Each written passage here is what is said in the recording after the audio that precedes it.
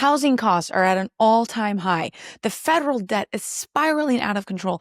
People are working full time, and yet they feel like they can't even get ahead. We have a problem. Life has become unaffordable.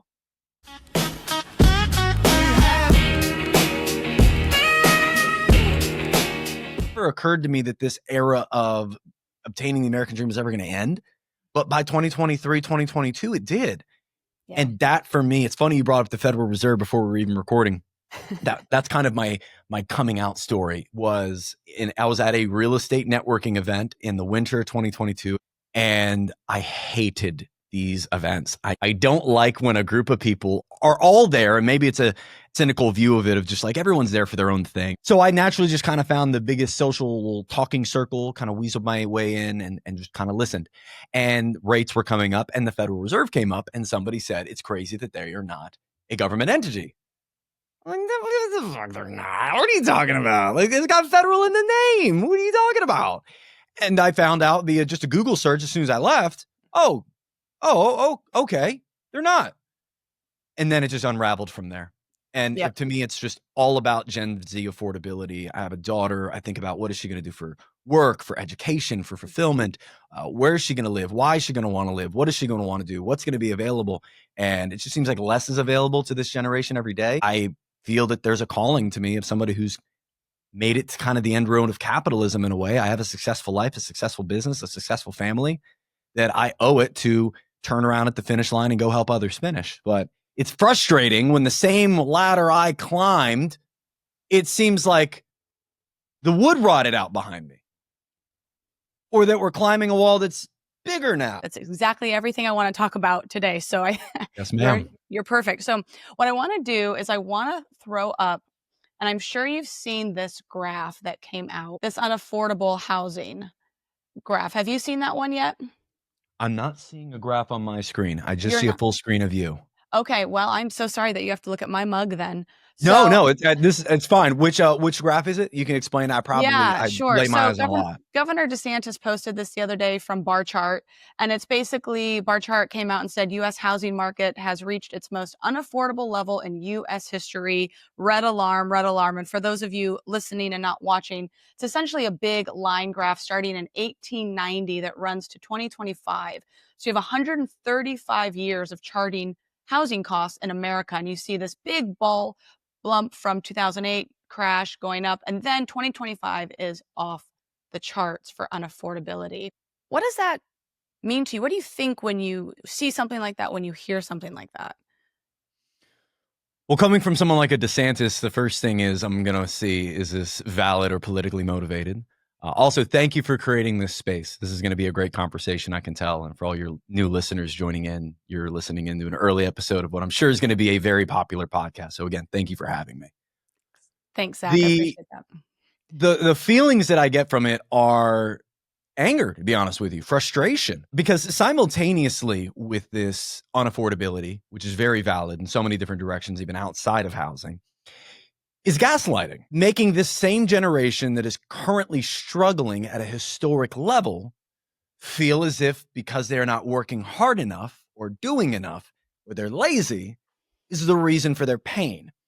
When purely it's math. We have graphs, we have stats, we have numbers that show from application rate to hire, job loss, the employment rate for graduating from college under 27 individuals, not being able to find a job, being underemployed, and working at jobs where they're more financially qualified.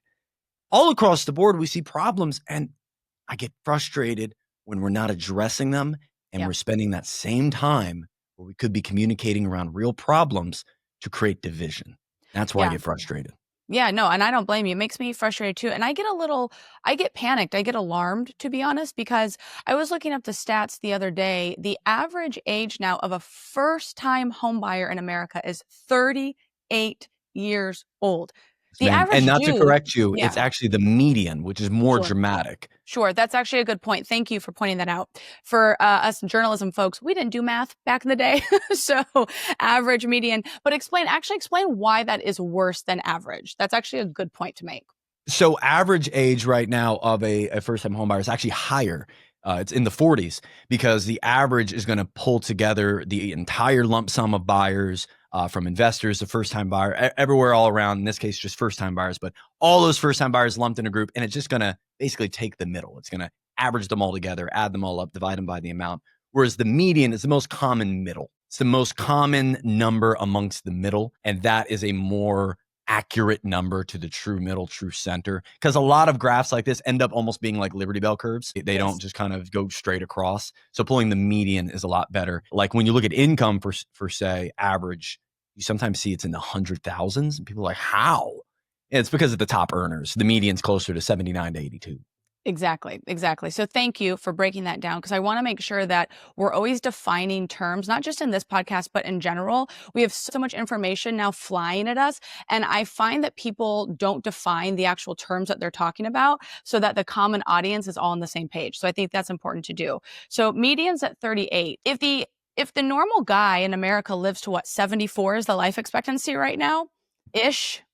You're basically, and you're saying that more people are actually buying in their early 40s for the first time. That means your life is half over by the time you've been able to purchase a home in America. That's a problem for me. That is a huge problem for me, because it means we're leaving a huge swath of the population out of the quote unquote American dream.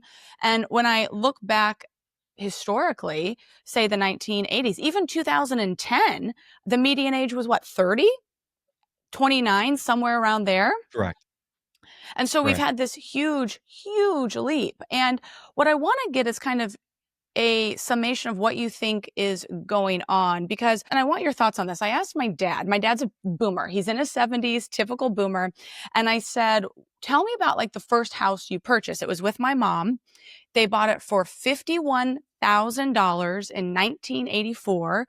It was a 3-bedroom, 2-bath, 1,100 square feet. So not a huge house, but enough for a starter home, right?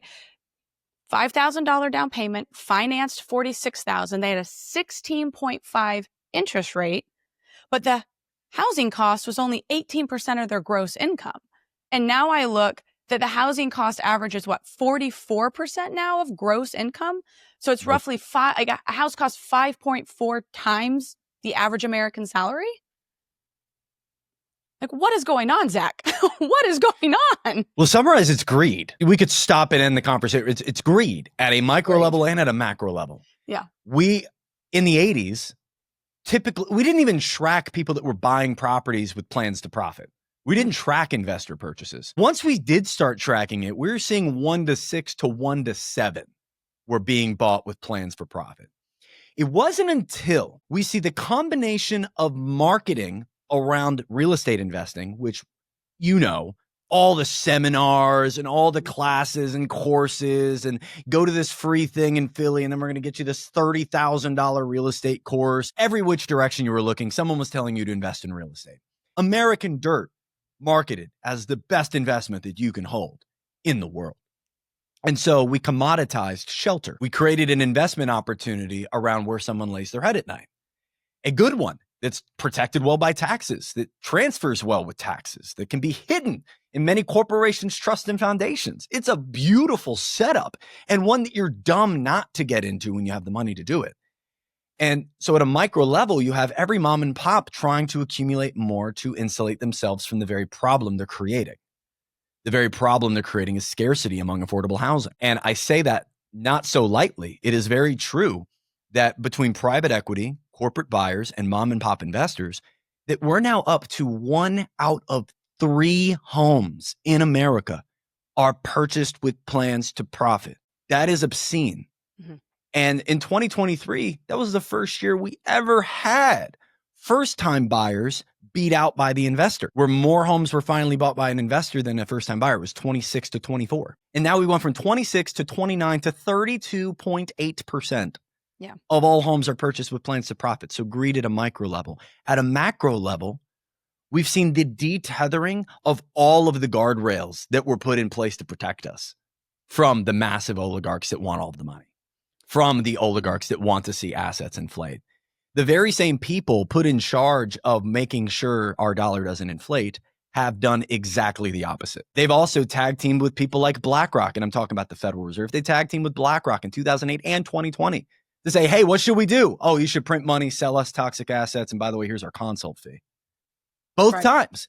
By the way, who'd they consult on in 2008? Oh, the banks that got bailouts. Oh, of the 11, 9 of them were heavily invested into by them. Why is that not a conflict of interest? Oh, in 2020, when you lowered the rate to create more opportunity for purchases, were you purchasing a lot of businesses from 2020 to 2023? Oh, yeah, you were. Tons of leverage buyouts. You recently tried to purchase a canal. So we see macro greed happening at the top level. And again, those guardrails were ripped away from us. They existed. You know, in the 80s, there were tax brackets set up to tax the wealth. Those were taken away from us. There were regulations that kept things out of food, kept airlines safe, made sure that we were safe while simultaneously corporations were held accountable. We abided by antitrust laws. 1996, we get rid of that with mass media now being controlled by a few. NAFTA, we now allow work to go across our borders. Glass-Steagall, we now allow banks to be whatever they want. A rule change to the SEC margin rule in 2004. You can invest money you don't have. 2010, Citizens United, billionaires, give it whatever you want. We don't have to know who's giving the money. You can walk all the way through. We had the guardrails set up and they've been ripped out. I want to unpack a lot of this. I want to get back to the VC firms. So let's put a pin in that. We'll hop back in because we're on the kind of the big corporations, oligarchs now. I kind of go back and forth between this idea of capitalism versus corporate greed, because for me personally, I want to live in a capitalistic economy. I want to live in a country fueled by capitalism. I do. I don't want socialism. I don't want Marxism. I don't want communism. For me, I'm a less government girl and I like capitalism. Yes, ma'am. But I also, okay, so you're in agreement with that kind of that mentality. Yes, then. Absolutely. Okay. And so I think what happens is when people hear us talking like this, they think, oh, they're anti-capitalism, they're anti-business, they're anti, this side of the right. And I think that it paints a picture of, no, what we're talking about specifically is corporate greed. There is a large scale corporate greed happening that's very different than just capitalism on its own. Capitalism is good. The mass amount of corporate greed as purchased through the government legislative voters that they're lobbying and doing their PACs with is not good. Yes. Can you break that down a little bit for people and myself included, how you think about that? Yes. No, I think a democracy running a free market capitalistic system that we created is not inherently evil. What I don't believe is that we operate in a democracy, A. Right. And B, I don't think we operate in a free market. I think it's tampered with. So why don't you think we operate in a free market? And don't you think that we're a republic, not a democracy? I'd argue that we are a plutocracy. We are owned by the people at the top. But it is a form of that. The side of free market capitalism, that to me, by definition, disappeared in the wake of 2008. Okay. Here's what people don't know about 2008. It was supposed to be a lot worse. It really wasn't that bad. It definitely rose the unemployment rate. We definitely saw corporations have to make cuts, but a lot of them were cuts of fat. A lot of them were cutting off the things that grew during the bubble that blew up. The reason it didn't prolong or get worse is because we created this thing called quantitative easing, and we started buying our own supply. We started buying our own bonds off the market to fix the credit levels so that credit would start flowing again because we're a debt-fueled economy. And simultaneously, people could start going getting homes and cars again. But the only way they could do it is by buying bonds and holding them off market. Still to this day, they hold over $6.5 trillion of our assets off market, including residential and commercial-backed securities. So they tampered with the market to $1 trillion level, and they still do. So to me, until their entire asset flow, at least below $1 trillion, is released, there is no free market available to us, and it will never correct. And we've seen the inflation button get pushed too many times, our dollar physically getting printed too many times to not know the inevitable result. It all goes to the top. They know this. It's like a free money printer at this point. All their assets grow in value because homes go up in price, cars go up in price, land goes up in price, stocks balloon in value. Everything goes up for them. But the thing that goes up for us, they don't have to care about. The expenses, the utility bills, the healthcare bills, because they own the healthcare companies. They're invested in the healthcare companies. Right. So it's a benefit to them. And it's this K-shaped bifurcation of our economy that has happened that for me has shifted it from a free market capitalistic world, which does have its flaws, as a Lenin or a Marx or a Georgism type person would point out to you. Mm-hmm. But as it was operating up until 2008, at the very least, it operated within its own definitions, within its own parameters. Once we tampered with that, And then within a year, almost simultaneously taking power away from lobbyists of normal people and putting it fully in the hands of billionaire oligarchs. I think we saw the death of our free democracy. Interesting. For the VC firms buying up America's homes, I want to go back to that before we get too far, because I do want to talk about BlackRock and Larry Fink and kind of going down that road. But I want to go back. Yeah, I know. I saw one of your videos. I know that you have a love affair with Larry Fink. So great guy. I love him. Yeah, I'm sure you guys have dinner all the time. I want to talk about why all of these venture capital firms, so venture capital, VC, kind of or private equity, these are all kind of interchangeable terms. And a lot of people call it institutional investors, right? Where you're buying tens of thousands of homes for the purpose of making them rentals. And by 2030, 40% of America's homes are going to be owned by institutional investors or VC firms. Why is this a problem? Well, the stat A is concerning, but I do double back with we don't have proof of that momentum yet. As of right now, private equity institutional investors buy anywhere between 1.6 to 2.1% of properties a year. Now, that's too many. This should be very clear. That's too many. And they've been buying at that stat came from, I think it was Congressman Pat Ryan. He wrote a letter 2 summers ago to the FTC chair, super concerned about this. And that was the stat I think he put in his letter was I don't believe it's been substantiated. Gotcha. But okay. The world of investors owning the large majority, I think it could be more than 40% by 2030. In fact, the World Economic Forum is quoted as saying, you're all going to be renters and be happy about it, essentially. And you'll like it. You'll own nothing. And you'll like it by 2030. Yes. So the problem of private equity, I think there's 2 problems. A, I think there's the problem of anybody who's operating as a faceless corporation intertwining themselves with property, shelter, homes. How come? That's a problem. And whether it's 1%, 0.5%, 80%, they need to be gone. Nobody that owns more than 50 properties should be allowed one more. And that's very generous. I think the cap should be lower. I think Nevada had suggested, and it failed, a cap of 25. Maybe the common ground ends up being 50. How do we say if you own 80,000? Oh, I'm sorry. Go ahead. No, I want to know, but why? Why do you want a cap, or why do you think the cap would be helpful or important? Well, because there's loopholes every which way you look. If you try to tax them at a higher level by raising property taxes on investments, maybe they found a way around it. If you incentivize affordable builds to be created by builders, well, who's to say the investor won't just buy them up? And if you create these legalities like, if you own more than 100 properties, you can't buy anymore. What keeps them from just making an LLC, putting 10 in it, and then just making a new one?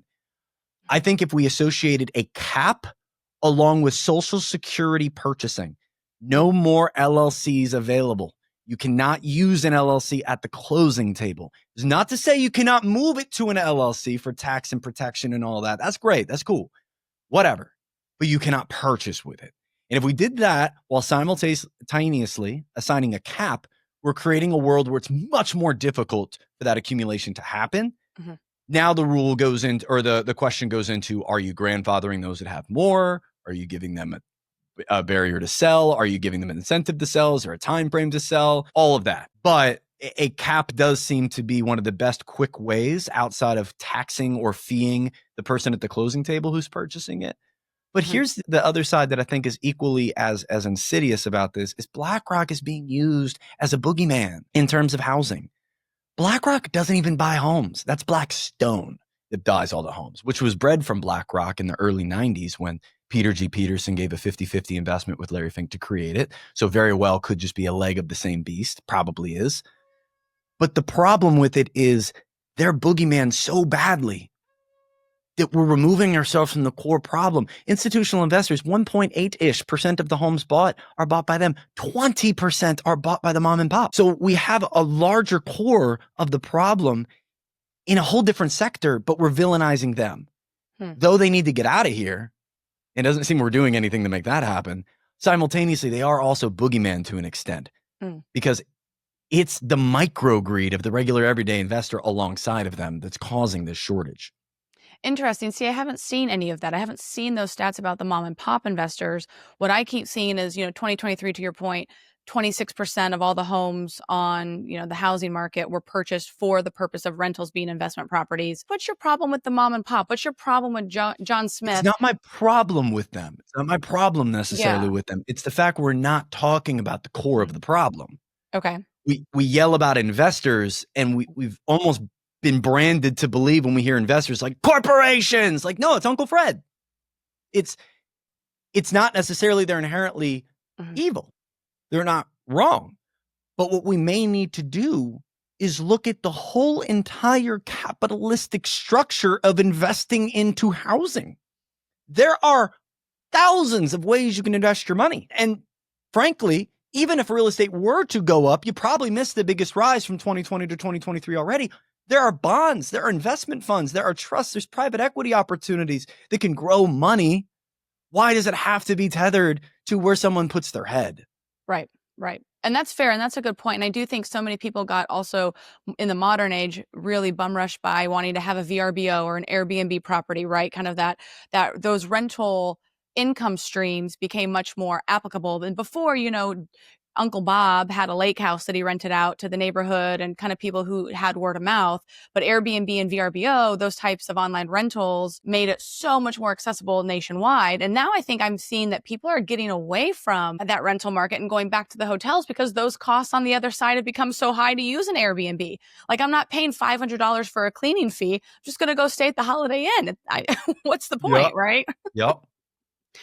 That is a market that is moving and shape shifting. A lot of people got Airbnbs in areas that just aren't areas for Airbnbs. Right. Like Delaware. Unless you're at the beaches or up near Philly, like, why do you have an Airbnb in Frederica? The whole market got real weird. It used to be about fun experiences, interesting properties, fun places to go. And then it became, like you just said, like this, even they marketed it as this competition against hotels. Yeah. And it's not what they started as. I think it kind of lost its luster.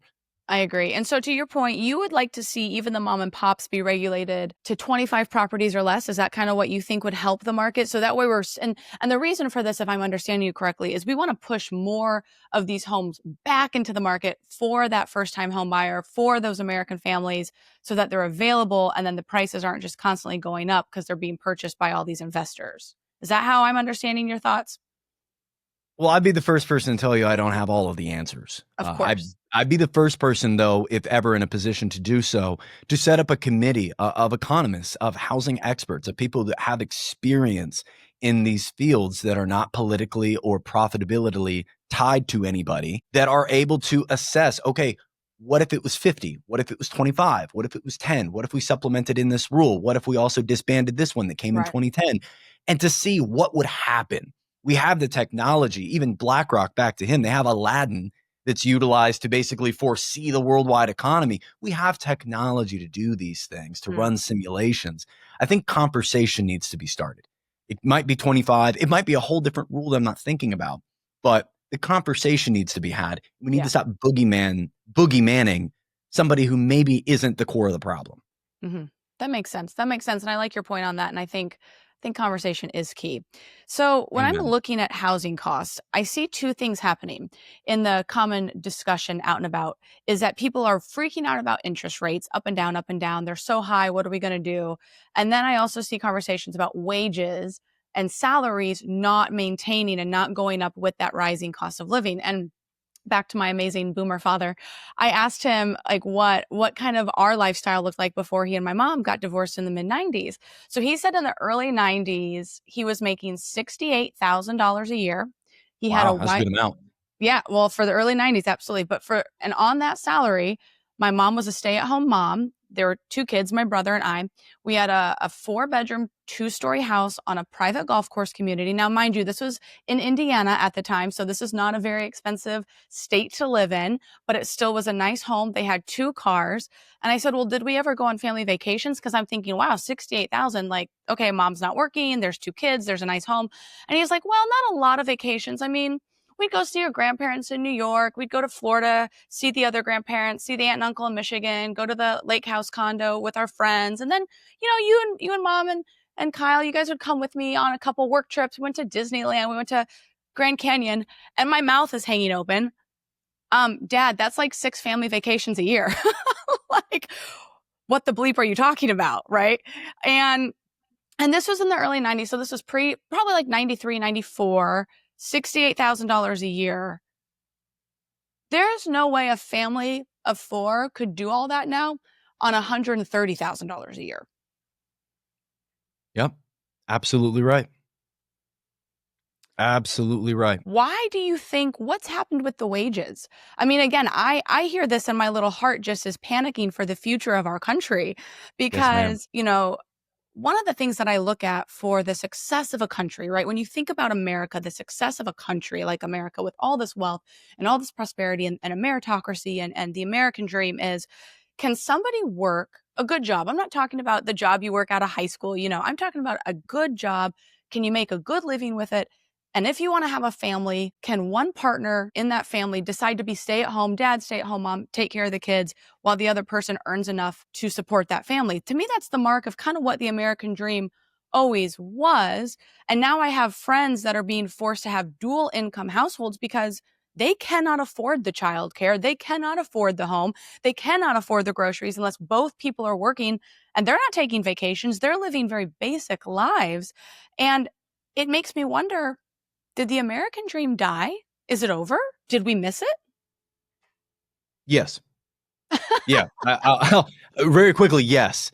And I want to get to 2 talking points you said there is the main financial talking points around housing right now are affordability, wages, and interest rates. Yep. Now, both are a problem. Let's just be very clear. Both are a problem, but I do believe interest rates are talked about way more as the problem and the one-day solution.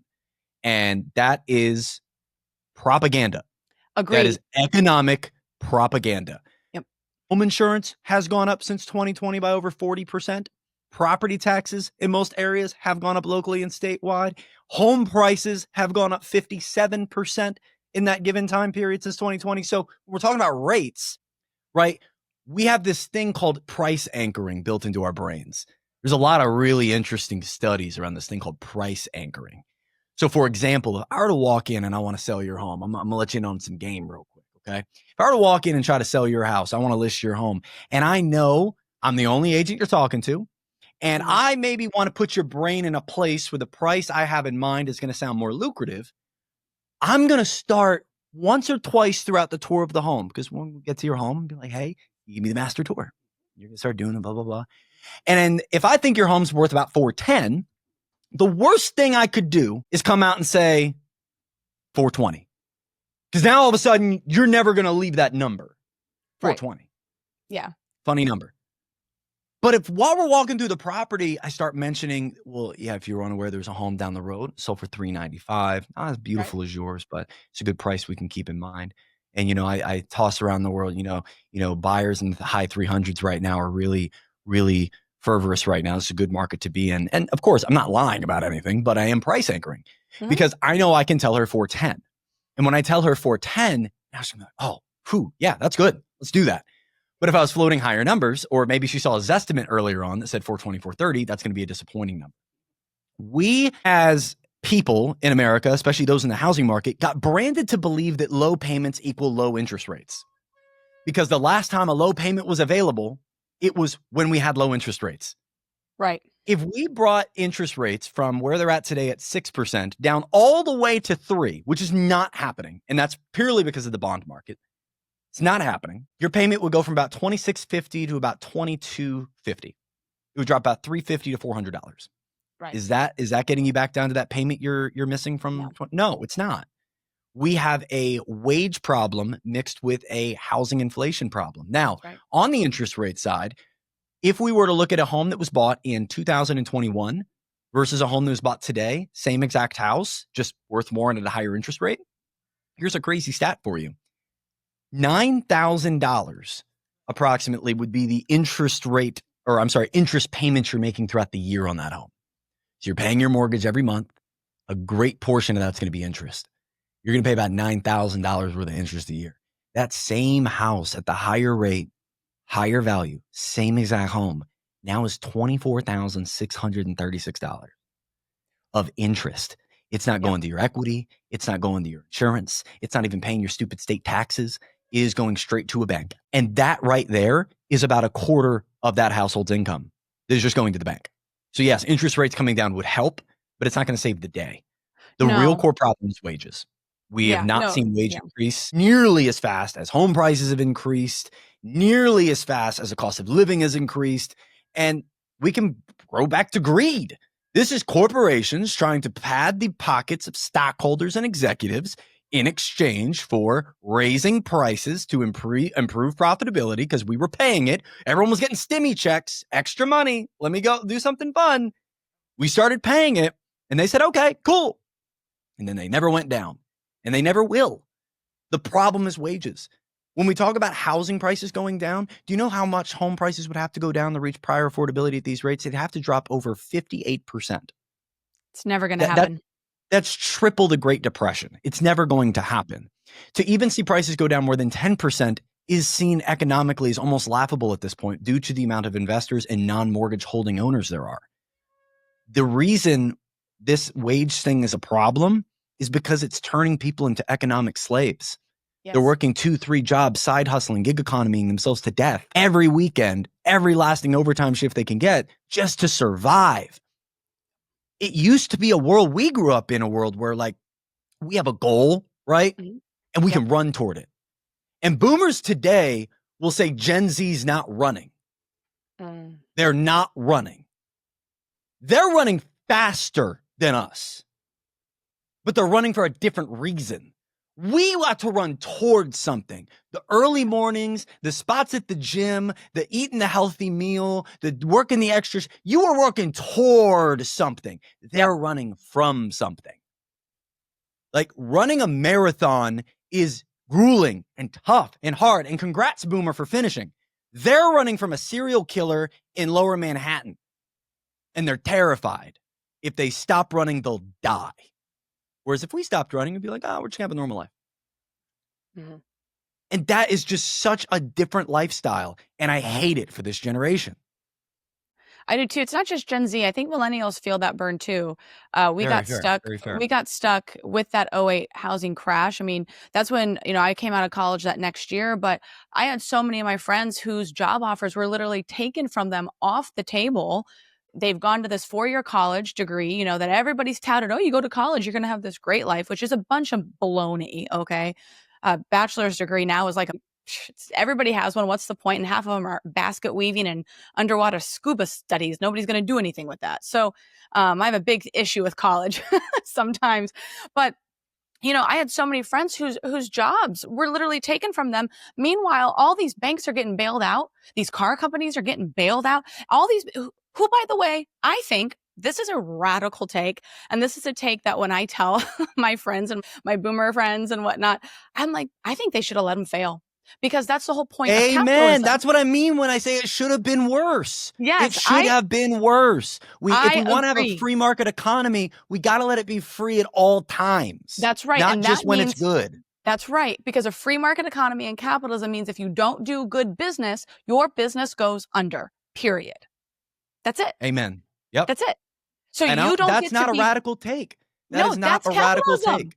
That's because we're allowing millions of people to fall behind economically at the working class level in exchange for a couple hundred wealthy white men to not have a billionaire status turn into a multimillionaire status. And I don't think anybody went to jail. One person was tried and nobody went to jail. Correct. And you can look up and down the line of 2008. Bear Stearns was knowingly utilizing a shell company out of Bermuda to hide all their toxic mortgage assets. Do you know? Okay, so this is a fun one. Do you know who the chairman of the shell company that Bear Stearns was utilizing was? Was it Larry Fink?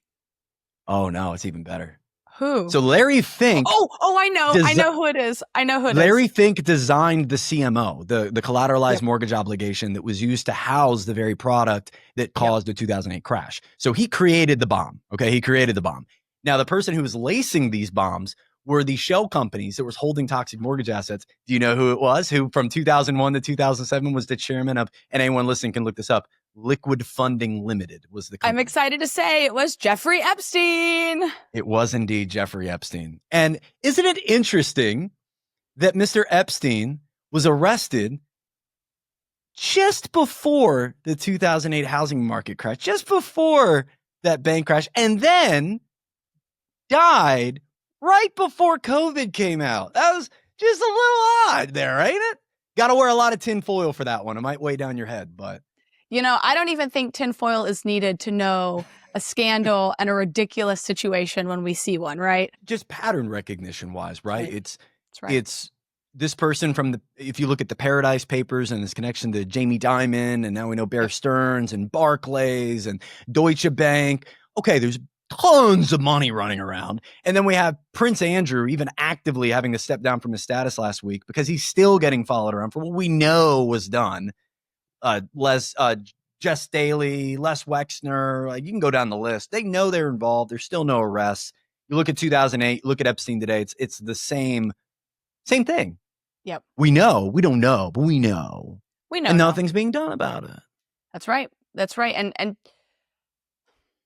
it makes you feel a little hopeless. And I think that's why we end up with a generation or a big swath of people that feels like there's nothing they can do to get ahead. There's nothing they can do to get ahead. They've missed the American dream. They've missed this opportunity to work towards a goal, to have this really, really great life. And then you end up with what happens next? What happens next? That's what I was going to say. I think the problem is we swing this pendulum, and then you end up with a Neiman Marxist like Mondani getting elected in New York City. I mean, I'm going to be very honest. I think that's what happens is you have this guy who has no political background, has no business background. He's a failed rapper, and his rap videos are pretty fire, though. You didn't watch any of those Bollywood rap videos? Those are cool. They are cool, but that doesn't mean he's going to be a good mayor. Well, it's interesting you bring him up. It's, I haven't dove into his policy enough, nor do I really truly care enough to dive into it. There's a lot more I'm covering on the federal level and even state level. Yep, that's fair. The thing about Mamdani is this, and whether you like him or not, this should freak you out, is right now in this political atmosphere, to gain a majority vote, the working class, the Gen Z, the overarching, chronically online individual, is to do three things. Mm-hmm. Overarchingly, for any politician, be attractive. That's just an overarching rule. Be attractive. Yeah, it's number Kennedy one. And Nixon all over again from the old debate. But there's three things that I think in this political climate you need, and no matter what else you stand on, you'll get momentum. Number one, be young. First, we're seeing that a lot with J.D. Vance and his quick come up, backed by Peter Thiel. Number two, speak out against billionaires. Don't take their support. Don't take their money. Say you're going to create policies that do not favor them and fight against them. And number three is be anti-Israel.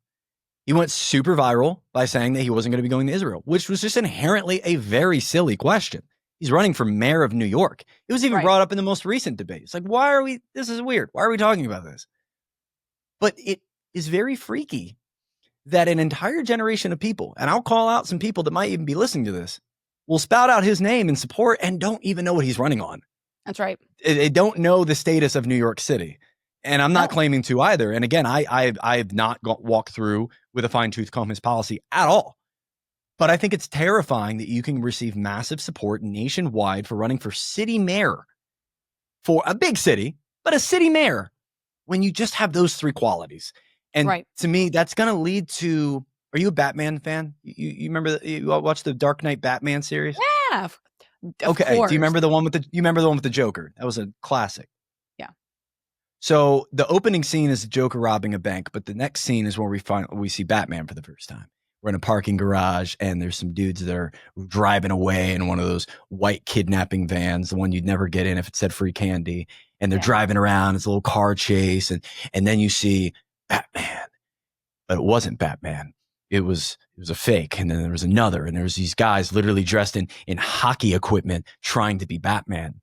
And what I think is we're going to see a lot of people that are Batmans wearing hockey pants come up in this world that just want billionaires gone, want Israel out, and they're of the younger generation. They're going to step up to save the world, and they don't have the means, the knowledge, or the know-how. They have good spirit, as Batman tells him, as he says, what's the difference between me and you? And he says, I'm not in hockey pants. He tells him, he's like, you're not me. And I don't know who Batman is in this scenario. I think a Batman is a culmination of a community of people that, take our lawmakers, take our judges, and take our executive branch for a ride and introduce term limits and age limits and get lobbying out. But it's one of these things where we're seeing Mamdani come to fame over very simple takes. And that's, to me, a tad bit concerning, because then it allows for whatever else is in their playbook maybe to go unnoticed because, he wants billionaires out. That's great. But what if he also wants to defund the entire police? That's a little weird. That there's nuance, and it seems that we've gotten so against in unison a few topics that those few topics can now fuel an entire political run. Yeah. Yeah. But I think it speaks to how frustrated people are and how hopeless they feel. And I think, I've read some of his policies. I would not vote for him. I do not like his policies. I think that the government can only utilize what it takes from its citizens. So in order to have free everything, it's going to have to take a lot from people, right? And so again, I'm a small government person. I always have been. I probably always will be. And so I'm not a big fan of his policies per se. I used to live in New York City, so I kind of follow a lot of their mayoral races. And when I lived there, it was past Giuliani's time, but he had revitalized that city. That city was safe. It was chugging. This was post 9/11. I mean, it was, in the 2010s when I lived there, and it was awesome. I felt safer walking home. But he has that common thread that a lot of our favorite politicians have of loving girls a little young, and that's not good. No, that's not good. I'm not saying I like Giuliani. I'm not saying he's a good or a moral man. I'm just saying I got to enjoy the effects of his post-mayoral space, right? I got to enjoy when I was walking home from a club and the sun was coming up. I didn't feel scared. And I'm in Manhattan by myself walking home at the crack of dawn. I definitely would not feel that way in other cities that I've lived in. But in New York, I felt fine. Now I would not feel that way at all. The city is absolutely eroded and, changed for the worse, in my opinion. But I do think your point of Mamdani coming to rise, because he is young and charming and good on a video camera, and he has charisma and he talks a lot, and people, I don't like billionaires and I don't like Israel, and great. Okay, well, maybe our mayor. And I think it shows how frustrated people are with this super elevated elitist billionaire class. Do you think that they are to blame? I mean, I think I'm going to ask you straight out. Do you think that it's because I will say you hear a lot of on the other side of blame all the billionaires, get rid of all the billionaires. They're actually the problem. And if we got rid of the billionaires, none of this would exist. What do you think about that take? I think both can be true. Mm-hmm. Sure. I think if we go back to BlackRock, yeah, you look at something where we can see, okay, they own a advisory worth of shares, so more than 10% of 86% of the S&P 500 companies. That's a problem. But what if you were to remove all of the money they have in the stock market all at the same time? It would cause a collapse. So they're the definition, and some of these giant corporations are the definition of too big to fail, because it would implode the system. Yeah. I go back to Epstein and the initial reasoning we got when Trump got, forgive my timeline, anyone listening can correct me on this. It was between when he was inaugurated and actually voted in, that November to January timeframe, that we got our first dose of Epstein. And it was essentially that the list was being held from us for national security reasons.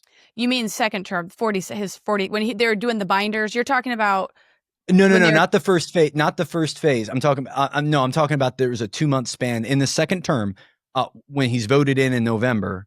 Yep. He won the vote, and then he's actually put into office in January. I think it was January 21st, 20th. January 19th. Yeah. It was somewhere in that middle ground where we got a tweet out saying the Epstein list is not being released at this moment due to national security risk. And that did lead to we're going to phase it out, which we got one phase and none other. And a bunch of right-wing influencers, no one knew who the heck they were. And some binder, which I apparently really had nothing in it. Yeah, yeah. And Trump ran on that promise of releasing those two, which was, I think, a big fail for him in not doing that. And I think that was a big smack in the face of the MAGA conservatives that wanted that. But to vouch for them too, because I largely do not say that I'm red or blue, because I don't believe I am. I vouch for the MAGA side of things for wanting at the core exactly what I want. We want the swamp drained. We want the evil gone. We want the wealth hoarding out of here in our politics. And the MAGA conservatives wanted that. They voted for the wrong person to do it, but they wanted that. And it screams to me that the red and the blue both want the same things. We're just going about it vastly different ways and being told to argue about it. But your question, are the elites to blame? Yes. The argument of it will implode if we take them out. Let it burn. Get us the files, implicate everybody. Let's line them up all around the edge of the reflecting pool in front of the Lincoln Memorial, and 5 people with baseball bats to 1 pedophile until we're satisfied, every single one. And then we restart. And yeah, Amazon's going to go down for a few months. Yep. Grocery stores are going to be less funded for a few. Yeah. Everything's going to go haywire for a few months.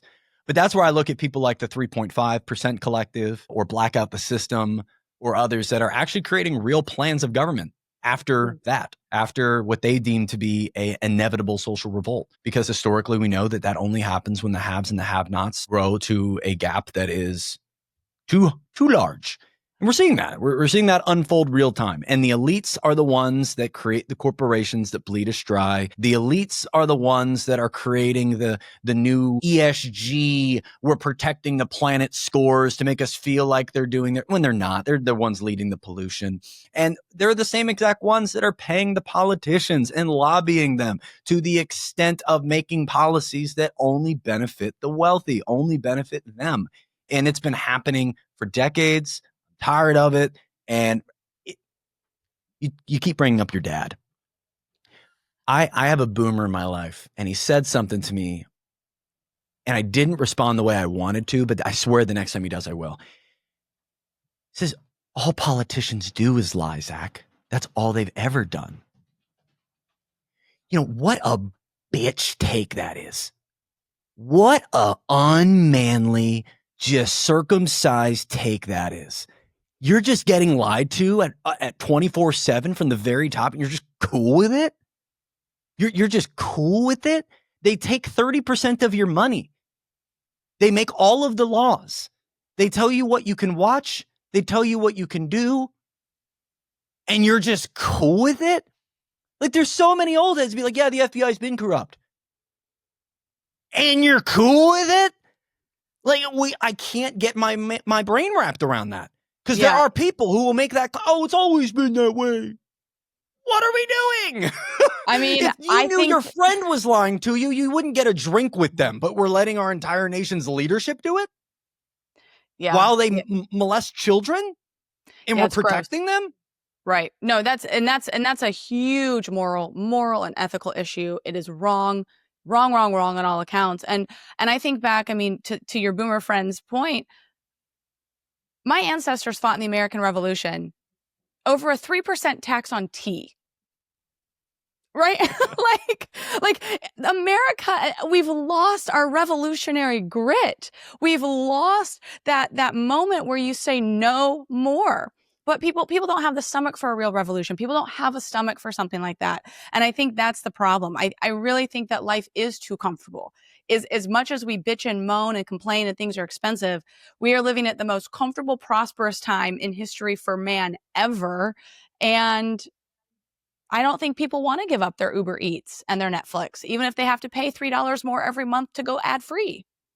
I think they're just going to keep doing it. Wouldn't it be a better strategy if that was the game plan, to increase wages so people can more comfortably just sit through the wealth transfer? Yes. Yeah. And that's what I don't understand is why they're not increasing wages. Because to me, you want to reward innovation, good workers. You want to reward the cream of the crop coming into your business, because happy workers make better products. Happy workers create better innovative ideas and push your business to get to scale and to grow. Right. And so, I mean, even I think about my company early on, my startup, I had a clean room and a lab because I was making a feminine product, a natural product.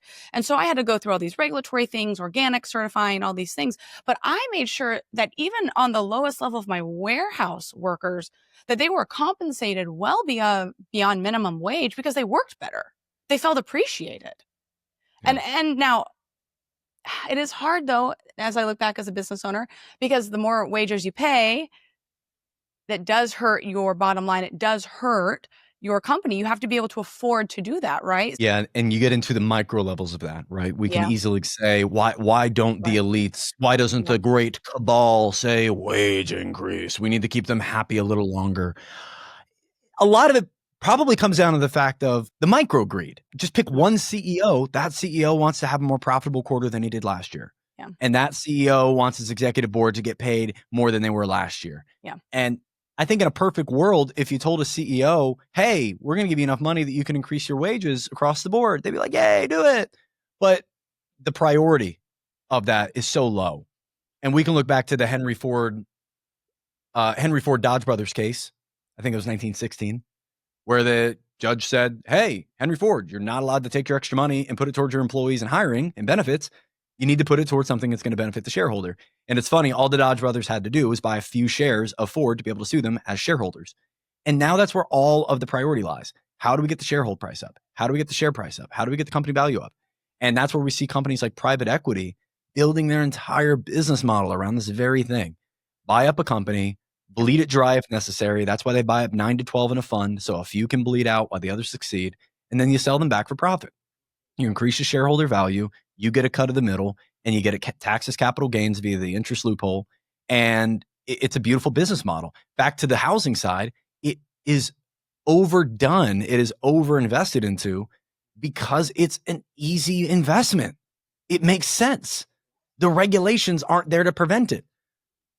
We have all these regulations around food and medicine and all these things that just get ignored. Yeah. And we get the blunt side of the stick from it. They get the profit. They get the distribution.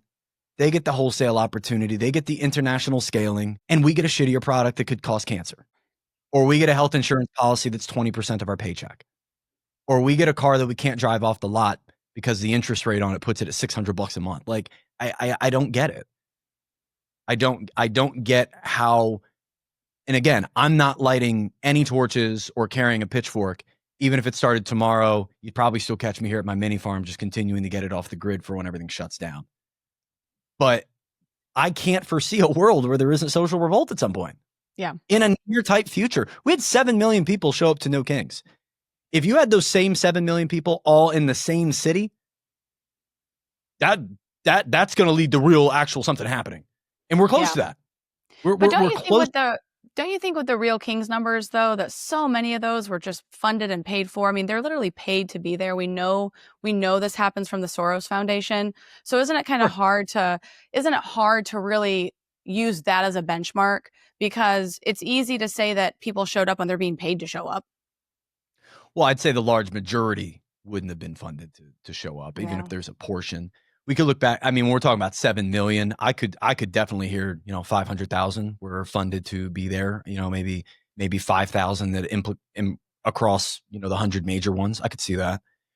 We can even look back at Operation Chaos under, I think that was it LBJ or Nixon, where they were funding CIA operatives to be involved in these different mobs so that they could take them from being peaceful to being not so peaceful. Right. Some would even say that's what happened with January 6th. The problem with protesting, all of the controversy to the side, is a peaceful protest hasn't really changed much of anything outside of the civil rights movement. And it's not a model for shift and change. We have to do something bigger. We have to labor strike. We have to stop purchasing and go small again. We have to support our localities. We have to get into local politics. We can't keep focusing on a presidential election every 4 years to make the big changes. And you're right. So many people are too comfortable. So many, like I think the boomers are so comfortable to the point they don't want to open their eyes. Right. Why would I open my eyes? Things are fine. Things are good. But I think between No Kings, between whether, it's 7 million, 70,000, however many, if you look at online support, the amount of people that maybe wanted to be there. And then again, I go back to the opposite side of the coin, the MAGA base. They want the same things. They're just defining the people differently. Sure. They want real government that really cares about people, that isn't profit focused.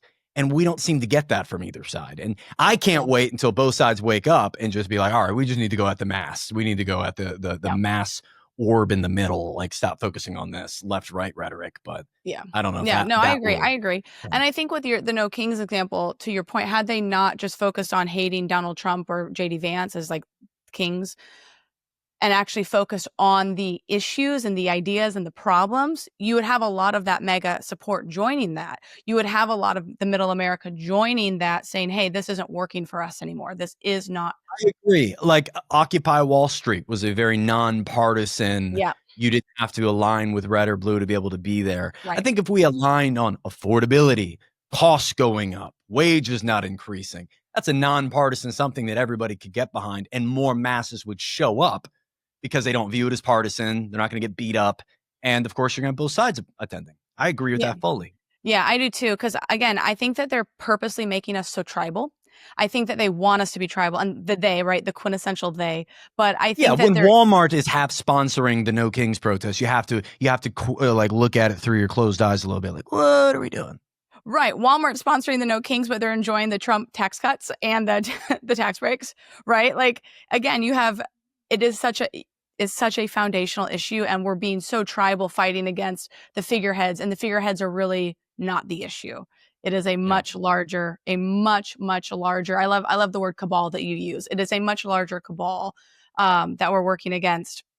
Yeah, I forget who said it, but they were asked about cabal. Hey, all conspiracy to the side. When interests align, it's easier to keep things like this up. They all just want more money. They want more power, greed, lust for power. It all comes back to the biblical term for mammon.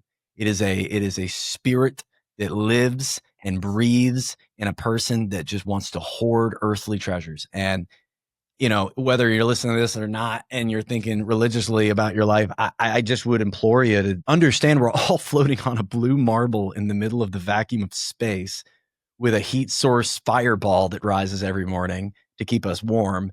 And we have water that pops out of our walls that keeps us alive. I mean, just the amount of things that we have right now just to remain alive are incredible.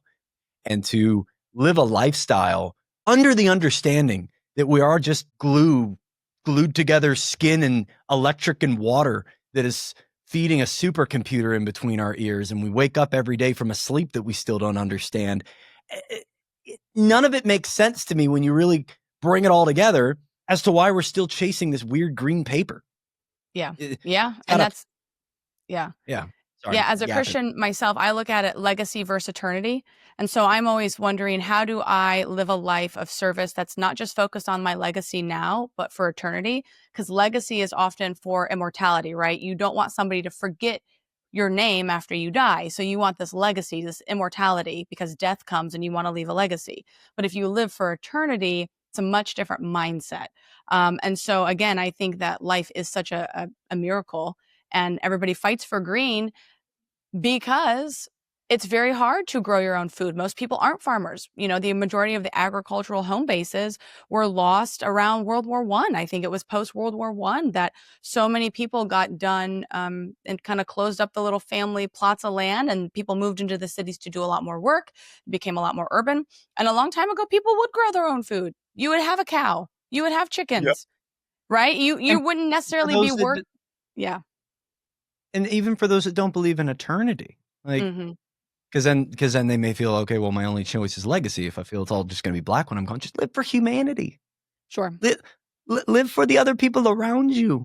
I can't understand why, if I were to interview the average American, I would like to believe that if the average American were to get their hands on $10 million today, that a portion of that would go toward their family, their friends, debt to get paid off, easing of the community by providing food and investing in something that is going to help the town. I would like to believe that.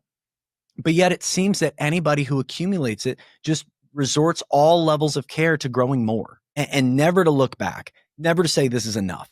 Never to say, how can I help someone who has nothing gets a little bit. I really don't get it when you boil it down to the fact that we will die. It's a miracle that we're still alive. And if you happen to be a person who can speak, walk, talk, go to the gym, be in community with friends, all of it's a miracle. It's beautiful. Life is incredible.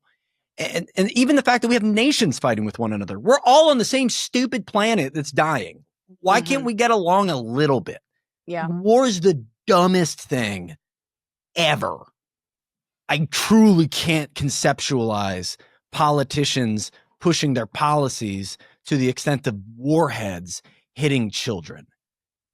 None of it makes sense to me in any regard other than, oh, we must be in spiritual warfare.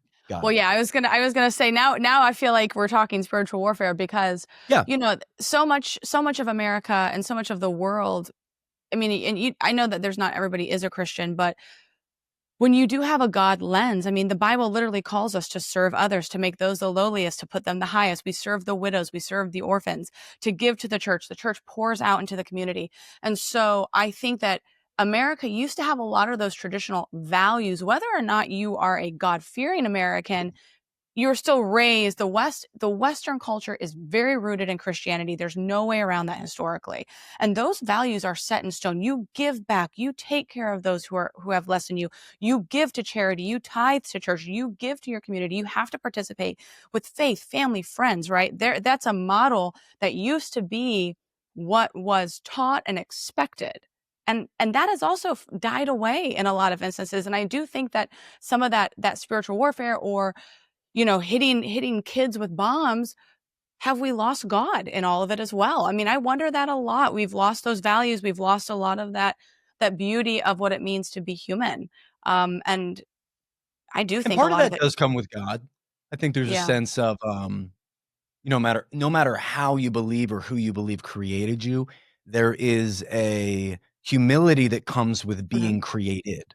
That's right.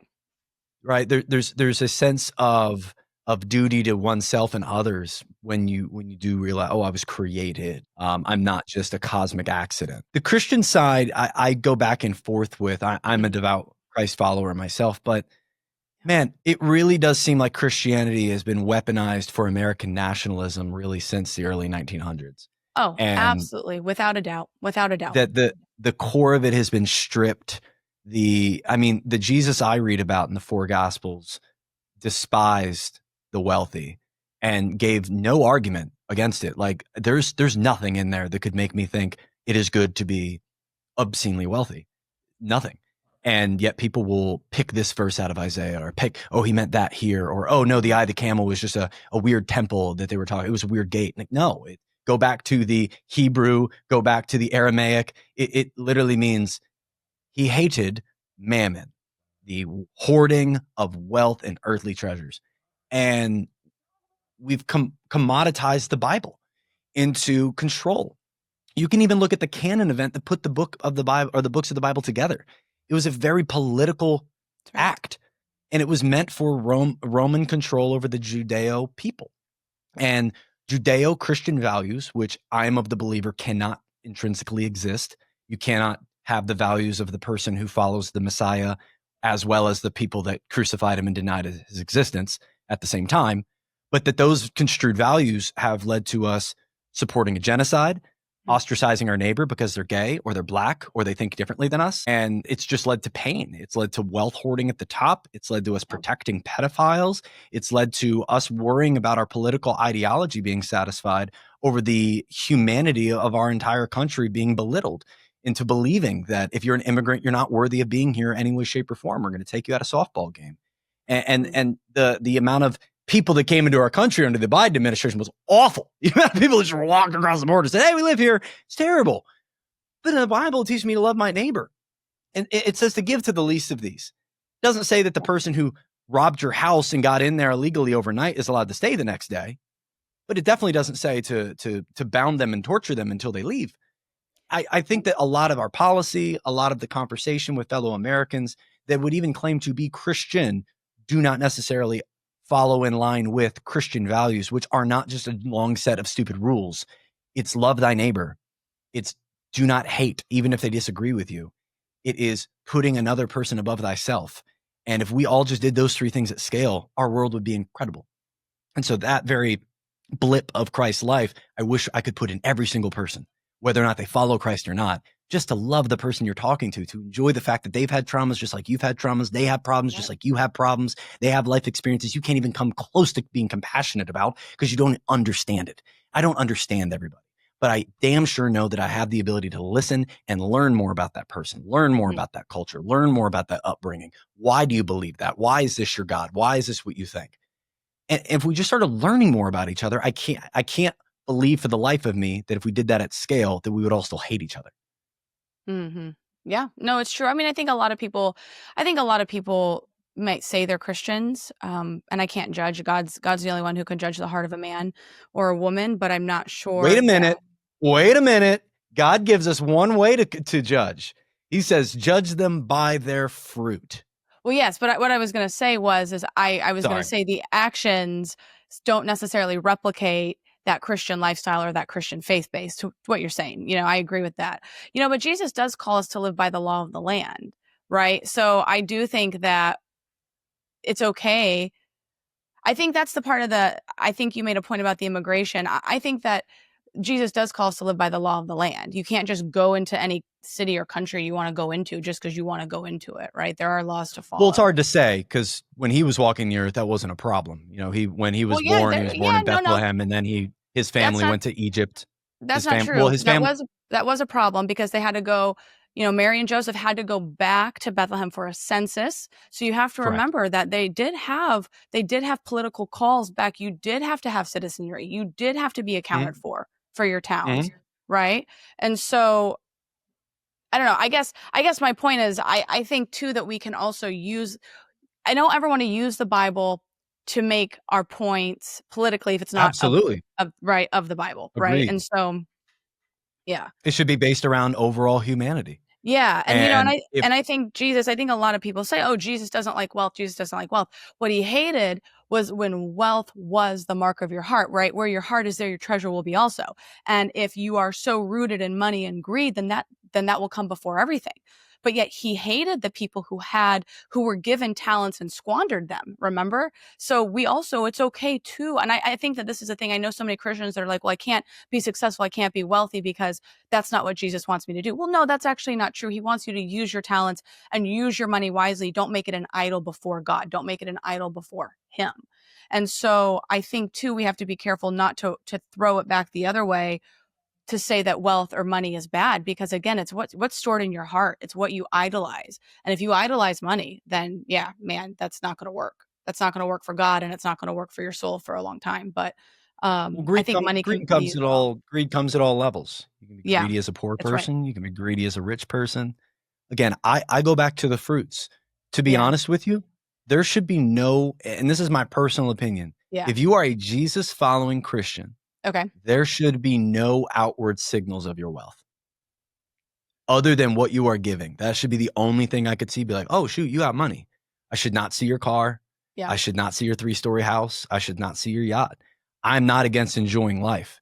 Yeah. I am 100% against the hoarding of wealth. And Mm. I guess I don't see a lot of people, and Christ talked about this too, saying, it is easier for a camel to get through the eye of a needle than for a rich man to enter. So he does choose to not use the word impossible, but then he happens to use an analogy that is on its surface impossible. The money is just such a easy thing to get lustfully tied into obtaining because it provides security. Yep. It provides happiness for the people around you, provides status, provides freedom.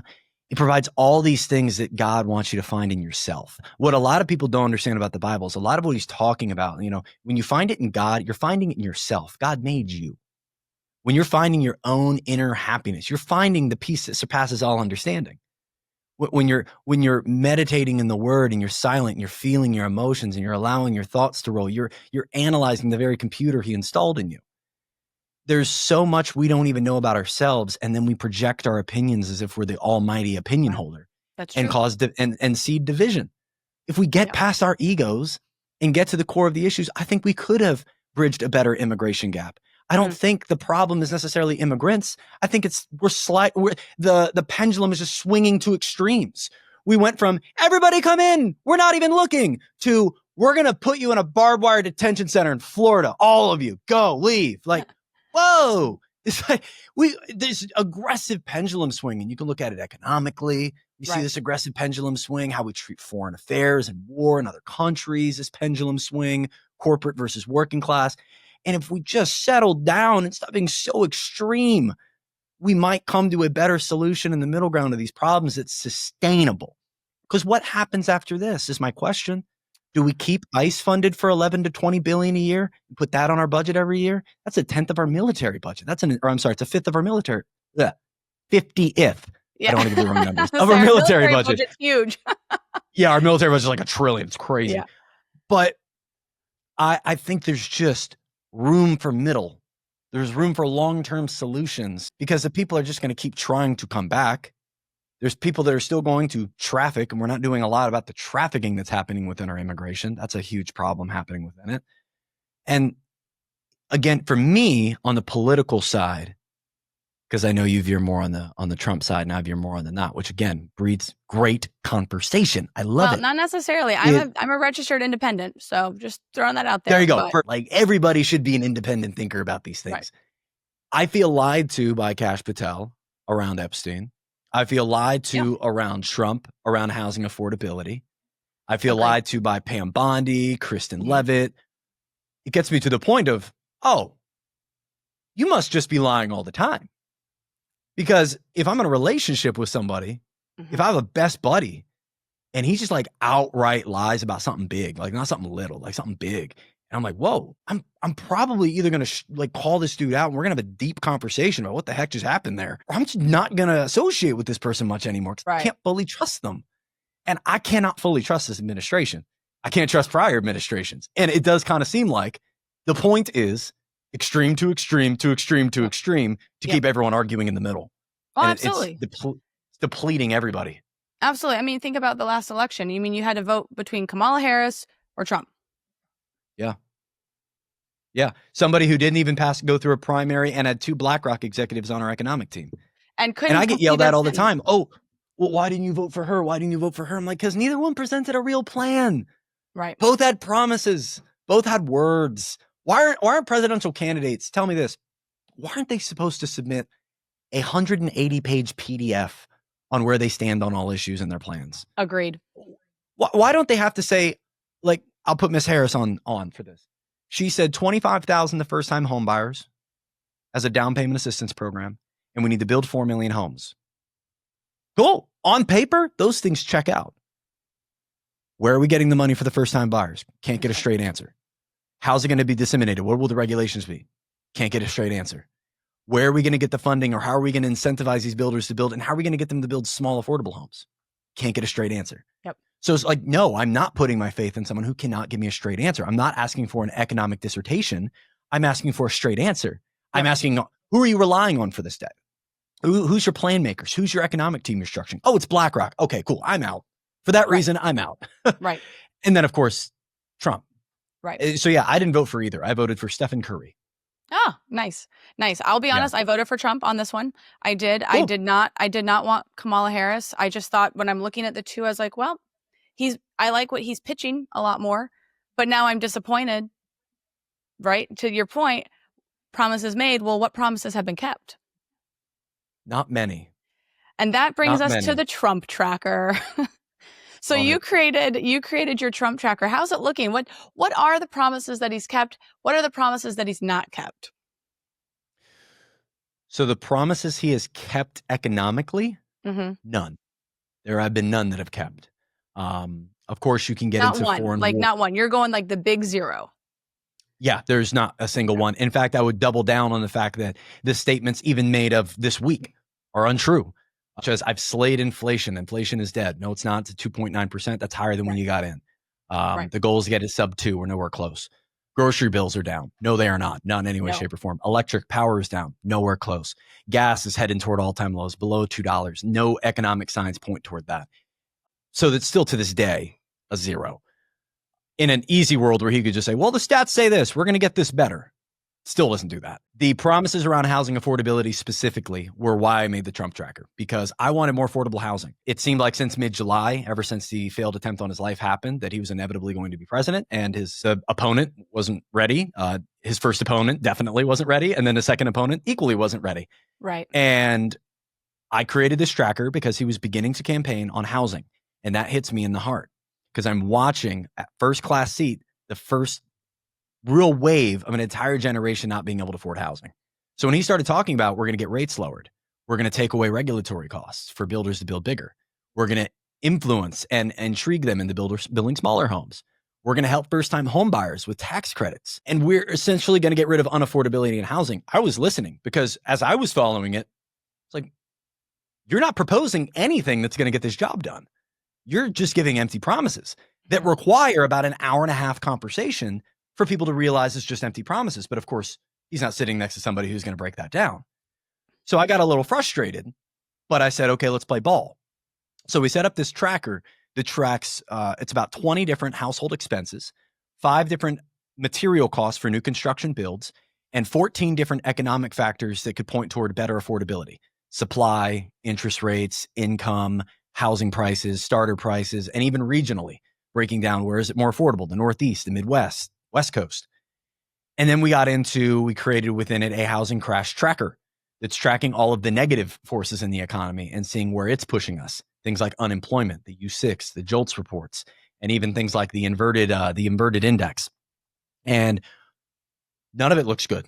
The affordability hasn't gotten any better. It's gotten worse. And that's according to the National Association of Realtors, Census, BLS, the way they give the data. Rates, though not his fault, have not been cut. He's definitely been pushing for it, but there hasn't been real dialogue with our chairman, Jerome Powell. It's really just been subtweets and name calling.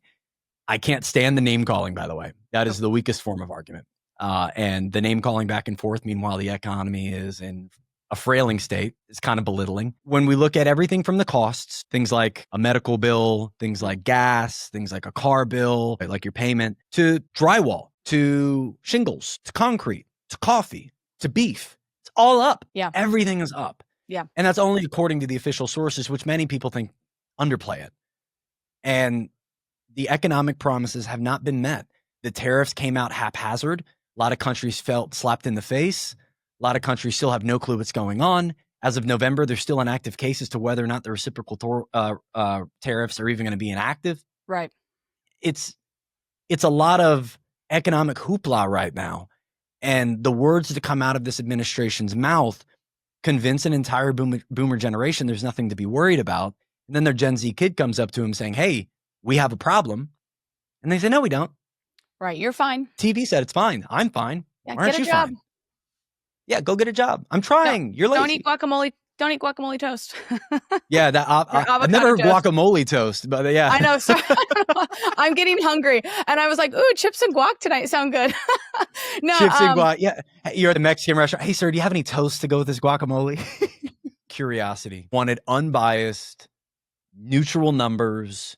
Has nothing to do with the Twitter feed. Has nothing to do with the press conference numbers. That we can just blanketly neutrally look at. Is it better or is it worse? And of course, he has 4 years to do so. But as of right now, they're not good. I feel like we're living in this crazy time warp where there's so much money out there, right? There's so much money out there, but yet everybody I talk to feels strapped and struggling. Feels just strapped and struggling, no matter if they are working and making $300,000 a year working for BCG or one of the big firms, whether they own their own business, whether they're making $100,000, it's like everybody feels effed over.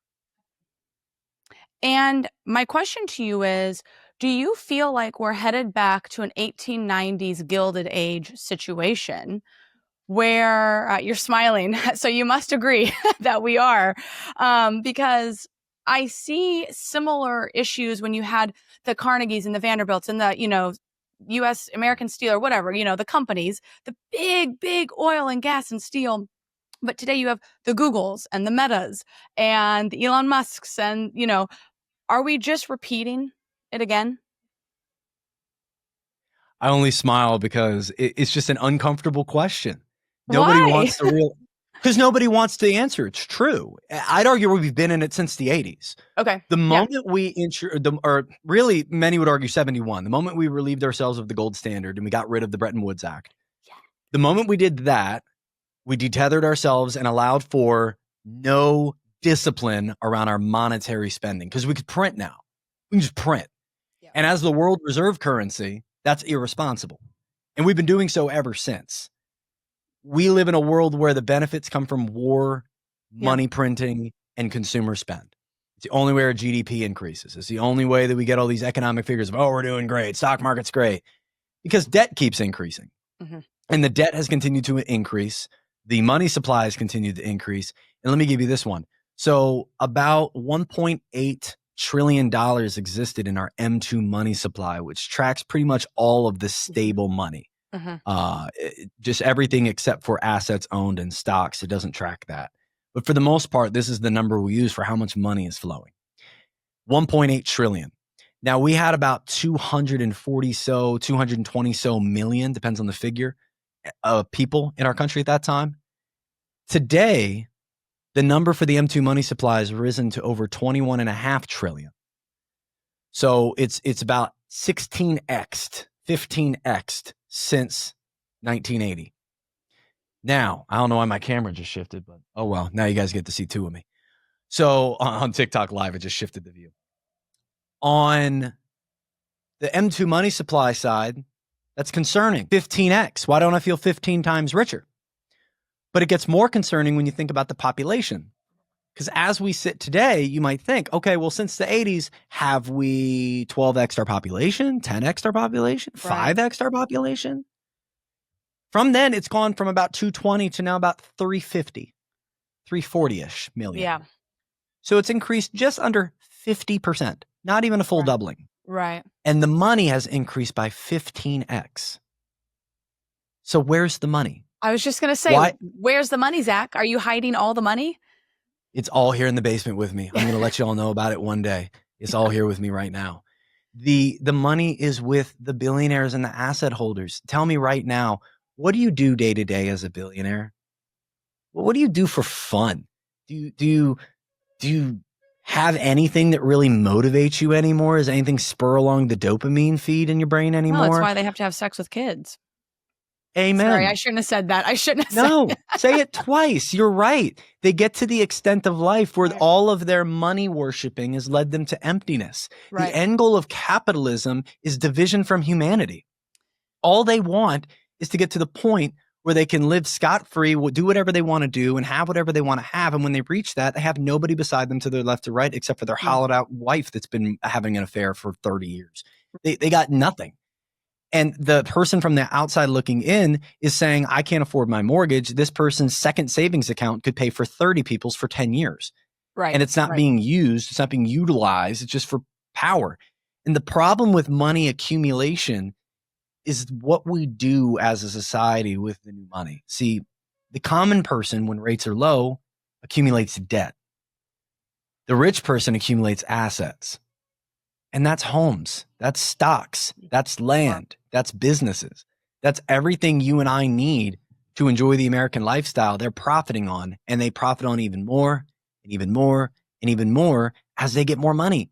They're not just going out and getting a second date night on their schedule when they get more money. They're like, okay, cool. Now I can buy the entire power grid. Great. That sounds fun. Yeah. Well, I think now they can buy the entire canal. K-shaped economy, the rich are going to get much richer and the poor will keep getting poorer.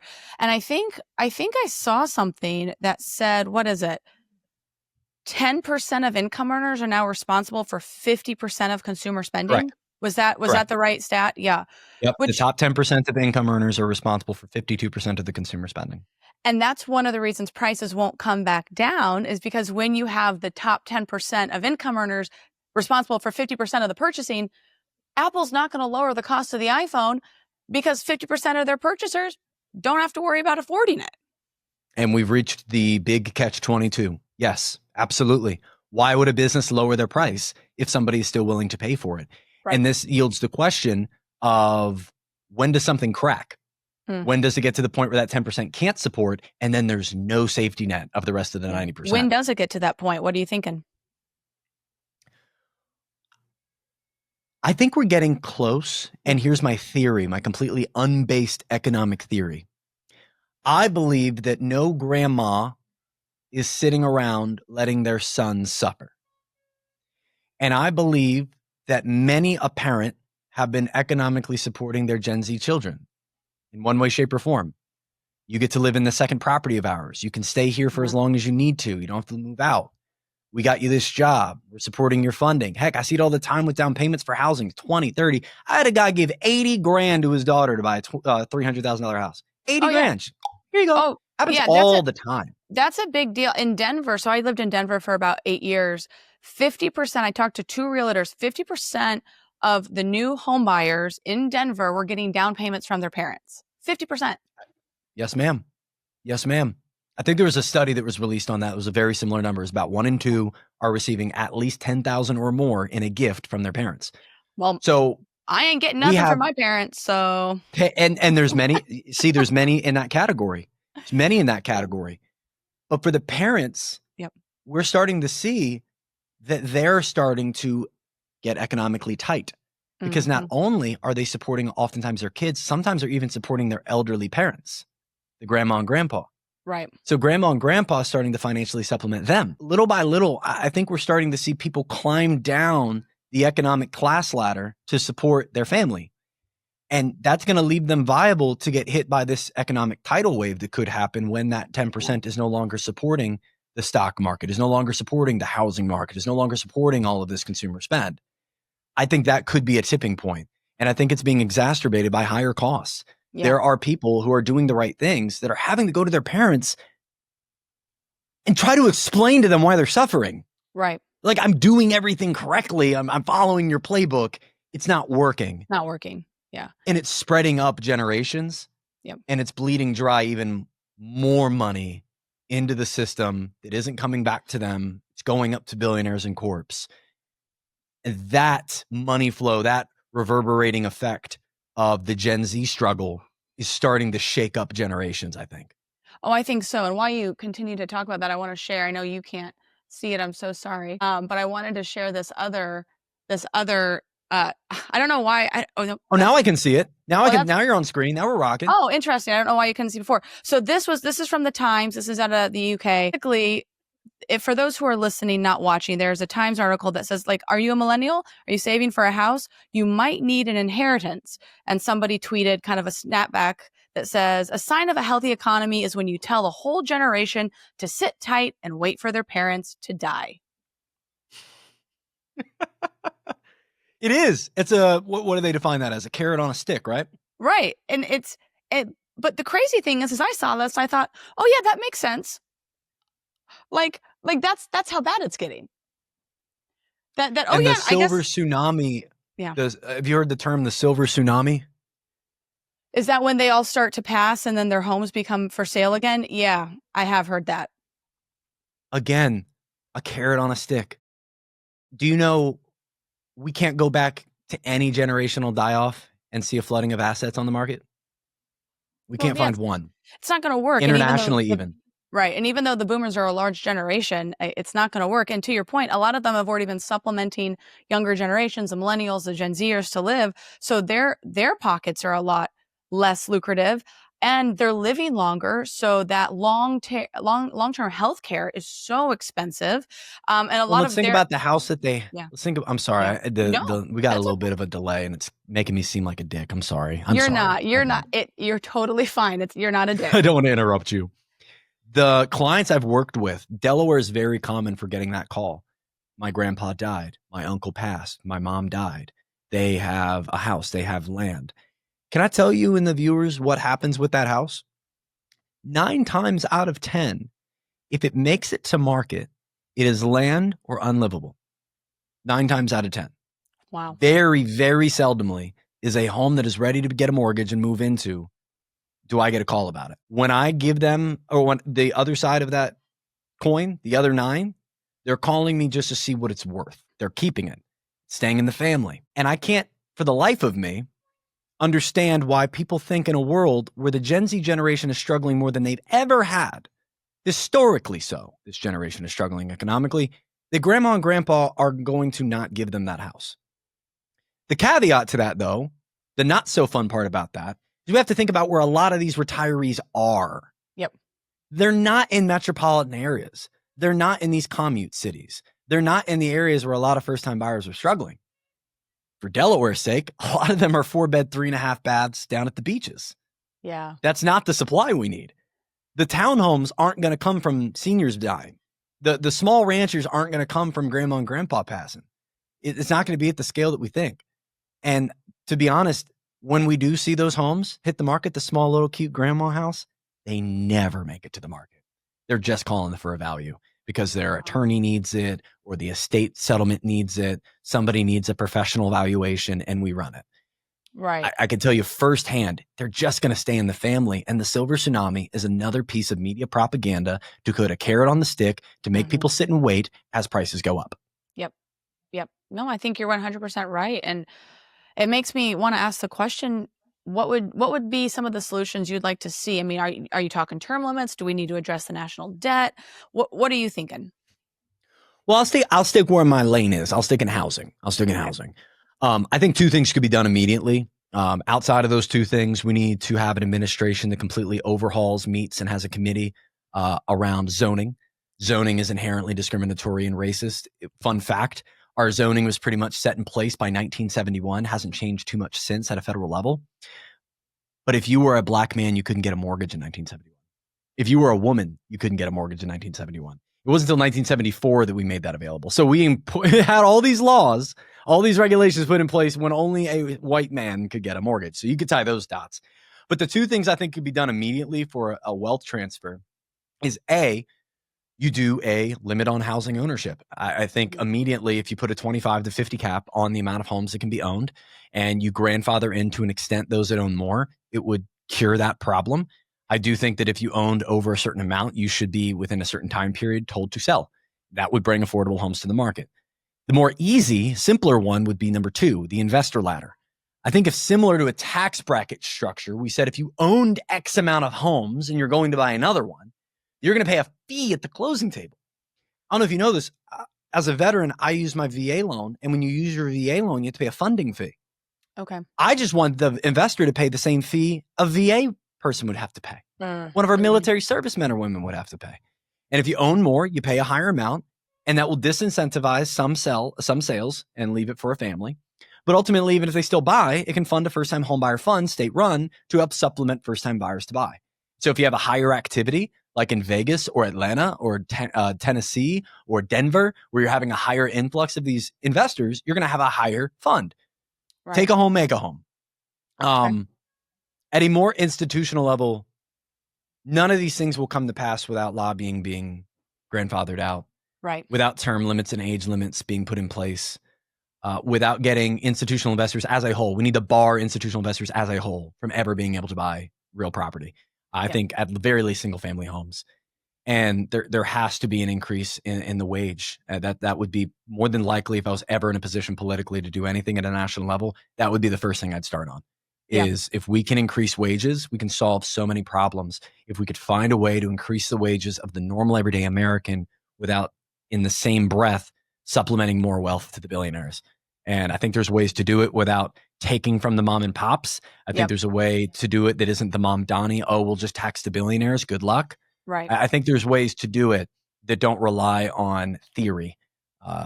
Because theory, like trickle down economics, has led to carrots on sticks. I do think that lobbying and term limits are crucial if we're going to have future success in this country.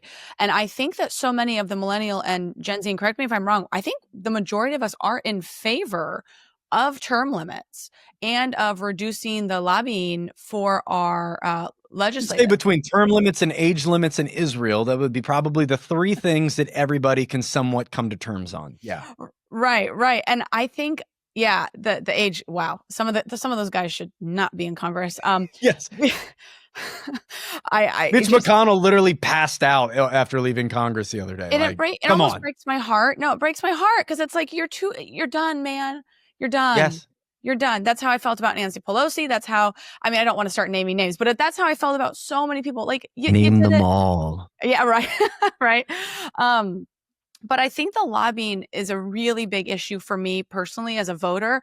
I am so frustrated that there are lobbying groups every day influencing our politicians' votes and in a backwards way, putting money in their pockets. That is so wrong to me. The conflict of interest is so wrong. It is so wrong that there are successful Twitter and TikTok accounts that just track our elected congressmen and women's stock trades because we're hoping to see what they're doing so we can make some tiny trades ourselves. That should not be allowed.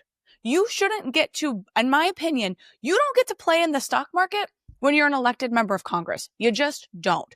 And it goes against our founding fathers. I mean, originally when they were setting up the Constitution and the Declaration, the Bill of Rights, and you had the Federalist Papers coming out, one of the things that got talked about was how important it was for normal civilians to live this normal civilian life, go serve in the government for their term, and then go back to normal civilian life. The point was not to have lifetime politicians. You're not supposed to make a life as a politician. You're supposed to be a farmer or, whatever you're doing. But let's just say a farmer. And then you go serve in Washington, and then you go back to being a farmer, or you go back to being a lawyer or whatever, and we're so far removed from that. But the lobbyists and the stock trades, it just hurts my soul, because nothing's going to get done for your lane, for housing, when they're making money off of this shit. They're just making so much money. And I am so against, and I'll just preach for a moment while I'm on my little sassy soapbox. I am so against institutional investors buying up all of the homes across America. And then what makes it worse is they go on these programs, they go on these news shows, they go on these podcasts, and they say, as a rich person, as somebody who's smarter than you, I'm going to go ahead and advise you, it's better to rent. Everybody's renting now. Nobody should own a home. It's actually a bad investment to own a home. Well, no shit, you're saying that because you own all the homes. You own all the apartments. Of course you want renters. It's a conflict of interest for you to say that. All right, I'm off my soapbox. Grant Cardone. I'm off my soapbox. But it stay on it. Pull up a second soapbox. Get higher. It drives me crazy, Zach, because there are good Americans. There are good people that just want to have a normal living. They literally want to take their kids trick-or-treating. They want to put up a frickin' Christmas tree. They want to go to church. They want to be with their family. They want to live in a nice home. They want to take some vacations, and they're not asking for more than that. And they can't even do the basics. And it's ridiculous. It's ridiculous that today I got 2 notices, one from HBO saying, oh, my, it's going to be another $3 next month, going to go up when I'm already paying whatever it was. I thought, I'm just going to cancel that. And then I got this notice from, Amazon Prime. I already pay for Prime, but if I want to go ad free, it's another, $3 a month? That's bullshit. That's where we talk about where's that cracking point. Right. It's Michael Greed. For me, it's coming. For me, it's here, because I'm going to cancel HBO. I'm not going to pay for the no ads. I went without Netflix for like 2 months. I was fine. You know what I did? I read some books. God forbid we go back to basics, Zach. God forbid. Well, that's all. A blackout would be like, it's so simple in speaking about it to stop paying bills that revolve around your credit score only. Like, stop paying the big companies when you have the downtown restaurant.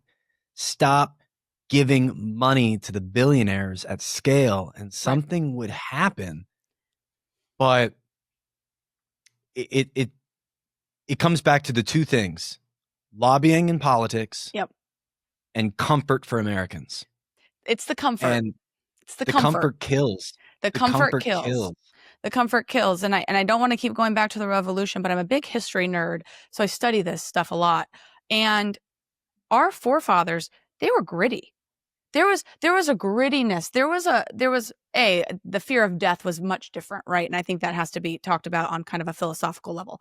But there was this grit that they were willing to fight and die and have a revolution over a cause that they weren't even sure was going to happen, but they believed in it enough. And again, most people are like, yeah, I'll just pay the extra $3. Okay. I don't really want to make my own dinner tonight. I'll just Uber Eats it in. That's just so much easier. Right. And I have an ancestor who was at Valley Forge. And I have the letter from General George Washington, because my ancestor had gotten in trouble for stealing mittens. It was winter. He was playing a game of cards. He was gambling. And it was said that he had taken somebody else's mittens, and he was going to be discharged from our Continental Army. And General George Washington wrote a letter on his behalf saying that my ancestor was Samuel Jones, was that he's a good man of high character. He's just cold. He's not going to gamble anymore. But they were ready to kick him out over stealing some mittens, right? Like, we got a different breed of people. And this person was freezing, but going to fight for the creation of a country because he no longer wanted to be under tyrannical rule by King George and all the crap that Britain was pulling with the colonies. We're too comfortable. We're just too comfortable. Nobody wants to do that. Are you going to go? I mean, you've served our military, and you don't want to have war anymore, right? Absolutely. Yeah, so as someone who's been through the war. Right. Yeah, that's absolutely. what I'm saying. Like, you've done it. Like, you're the badass. You were out there, and you're like, I don't want to do that. I'll tell you one thing that I think the media age has just created this veil for us. Whether you believe that they're actually for us, and so you wouldn't fight back because you'd be fighting against yourself, or whether you're just so perpetually on the media side that you're just getting blasted with breaking news. This is bad. Here is this. This is worse, and just gets debilitating. If we keep doing this, we're just walking into the comfiest depression that we've ever seen. Yep. It's just gonna crack at some point. And I don't think people understand that there's only two directions that can be had at this point: is either full technocracy control, full on plutocracy. Some would argue we're already in, or a full depression. We still have not allowed the free market to detether from 2008. That's right. Keep printing. We did it in 2020. We're going to do it this year. 100% guaranteed. 2026. We're shooting this beforehand. Right. In 2025, we're going to print more because that's the only thing we can do. Yep. And we're so separate. We're so far from each other. Not everybody can go meet in Nepal. It's, you even have a like the no king side of things. It would have been a ton more effective if they're all in one place, if they were all in one city. But we're so far apart from one another, and it's so expensive to travel. It's much harder to do that. And then you have the sect of people who want it to change via a vote, but we have no proof that a vote has ever changed things for us. Where we have graphs that show that, I think it was, there's a 33% likelihood, a 30% likelihood that something we agree with or disagree with will make it its way into Congress, pass or fail. There's literally no difference. Right. But if you're a billionaire corporation, it shifts dramatically as to what they want. We're just being lulled to sleep. Like there's this term in sports, like lulling to sleep. I played ball. I love basketball.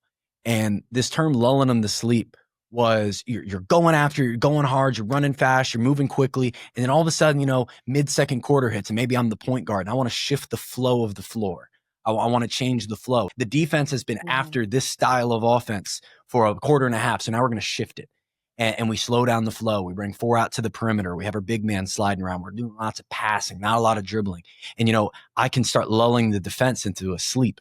Even my own personal defender, I can start just lulling. Oh, he's going to pass. Oh, he's going to make a little more. And then before I know, boom, we turn it back on and we hit that first jab step and he's completely off kilter. And now that opens up the cut and the pick and roll works better. And you lull to sleep your opponent thinking they're going to do one thing and then boom, they hit you with the next. And I think it's just constantly this aggressive rip from left to right, from left to right. And because it's always so quote unquote slow over the course of a 4 to 8 year term, we don't feel it, but it's happening. And if you give it another 10 years, it's done. It might be less than that. There's going to be nothing left for the normal American to buy. There's going to be nothing left for the normal American to do for a sustainable career. There's going to be nothing left for the normal American to grow up and be into something. We're forming ourselves into a true communism state in a way by allowing this to happen, because we're allowing the top to decide it. It may not be the government that's deciding it, but it's the top down. That's the difference between the government communism and a plutocracy. We're letting the rich and wealthy make the decisions. Makes me understand why so many people are starting, to your point, mini farms. I think you called your little mini farm. Yeah, a little mini farm. We got little mini farm. Chickens. Yeah, getting off grid. I know a lot of people doing that, following a lot of people doing that, who just say, I just want to be self-sustainable because I don't trust what's coming. But there's hundreds of millions of people who aren't going to do that. And so, where do they go? What are they going to do? And where do we go from here? And, I talk a lot about revolution because I always say I have that American revolutionary spirit inside of me. But truthfully, I think it's going to be a quiet revolution. I think that there's a chance it's more going dark, kind of like you were saying, we're going to go dark. People are going to have to start whittling down that budget. People already are. Las Vegas is having major financial crisis right now. Have you seen that? I was talking with somebody. I was talking with a congressman from Nevada on our show this morning about that, about they've lost 2 million tourists. Canada's not coming down. I realize how many Canadians frequented Vegas, but they're also using Vegas right now as like a testing ground. They have autonomous vehicles lining the strips now instead of Ubers. They have the first ever completely autonomous casino. They're working toward a world where, again, they become a billionaire playground. It's almost like they're in a shift, trying to become a billionaire playground instead of a working class environment. What kind of was the working class environment vacation for Americans. And now absolutely. it's just. Absolutely. I mean, I think too, in the 70s, late 70s and 80s, when we had so much of manufacturing go overseas and shift, you saw a big push into what were the laborers jobs or the factory jobs to tourism, service industry jobs. But if service industry jobs get replaced by automation and AI or machines and whatnot, what are people going to do for work? The majority, not there's a lot of people who work corporate, or they're doctors or lawyers or teachers. I'm not saying there's no jobs left. There are a lot of jobs. However, not everybody can be a teacher. Not everybody can be a doctor. There's just not enough spots, right? For everybody to do the same thing, we need a wide swath of career availability that pays good living wages.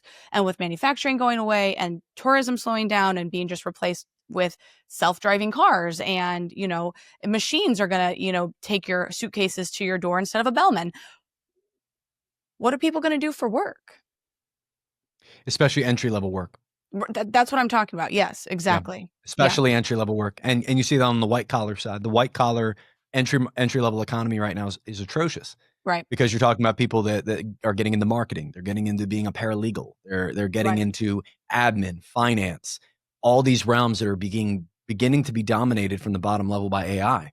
There's so many attorneys that are relying on AI to source their documents, find their stuff in the stack of 2,000, rather than asking the new paralegal to do it for the next 3 hours. It's just done.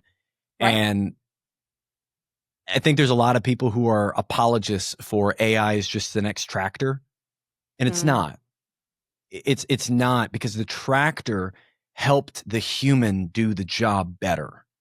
It didn't tell the farmer to go home. Yeah. Right. Yeah. There's a staunch difference between the two.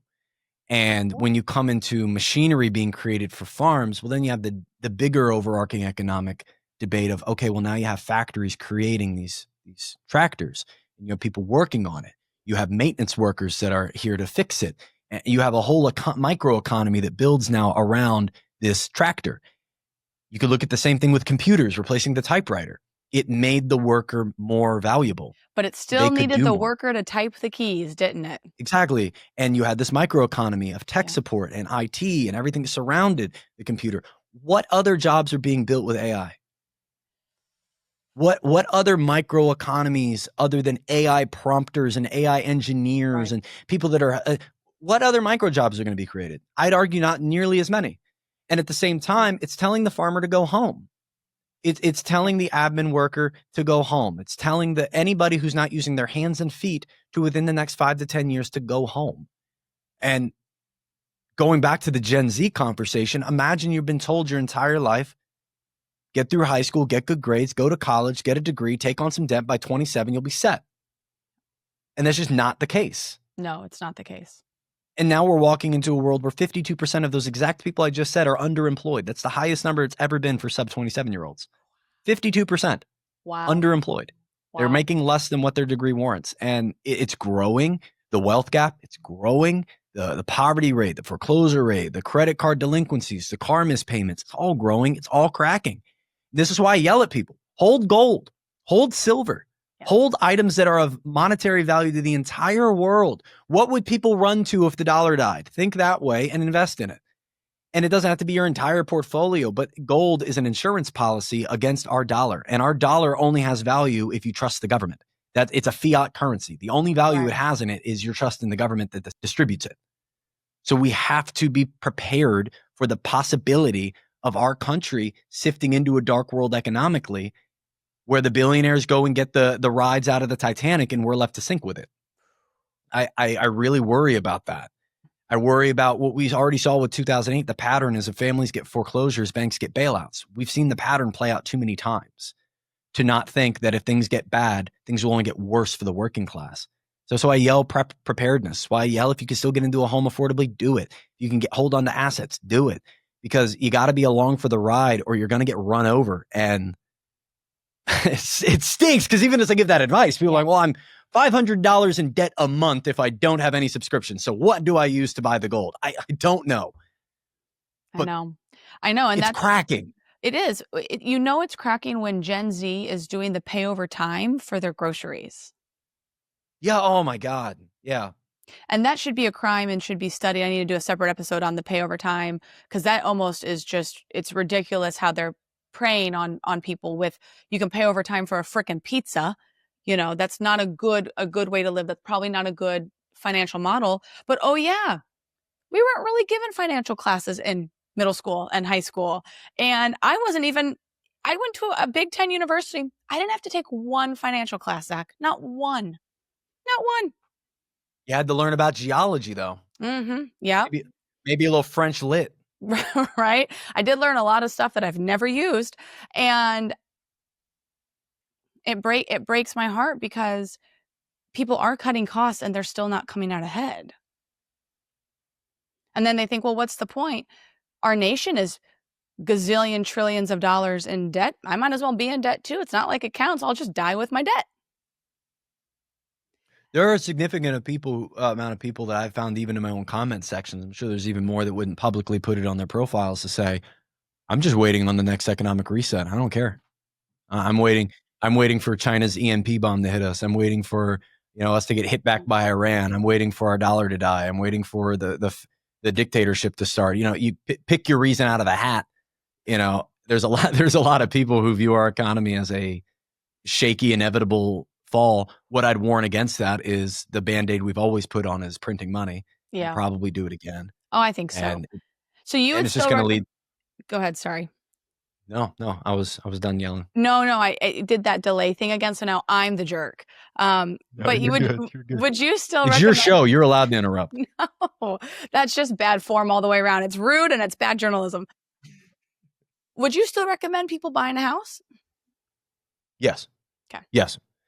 Reason being is there's only really two scenarios that have ever crashed housing. And we can only look at the Great Depression or 2008. Both were predicated by a bank failure. The leading action was a bank failure and then a credit crunch. And as we sit right now, those two things could absolutely happen. But the thing is, from 2008, we learned the new solution. We print money, buy bonds, we open up the credit market again, we bail out the banks, everything's good. Do I think that triangle of actions would have to be more extreme the next time it happens? Yes. We had the Silicon Valley Bank that collapsed, and they were terrified that was going to lead to more. So there was lots of bailouts that got enacted to make sure that didn't domino. Because that's the problem with bank failures. We had over 2,000 that failed in the Great Depression because we couldn't print money because of the gold standard. 2008 was supposed to be worse. The reason I say still own a house is because investors are buying 1 out of 3 homes. Boomers own the majority of the wealth. 39.6% of single-family homes in America have no mortgage whatsoever.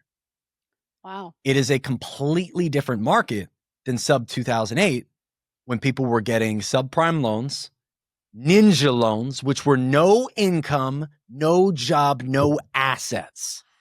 It was the same process as getting a loan from Home Depot for your fence. I got a fence for our first property. We had to go in debt for it. It was a privacy fence. Our next door neighbors were terrible people. They were the neighbors from hell. I used to talk about it on TikTok. And we got a privacy fence. It was a bit expensive at the time. I think it was like $5,900. So we got a credit line from Home Depot.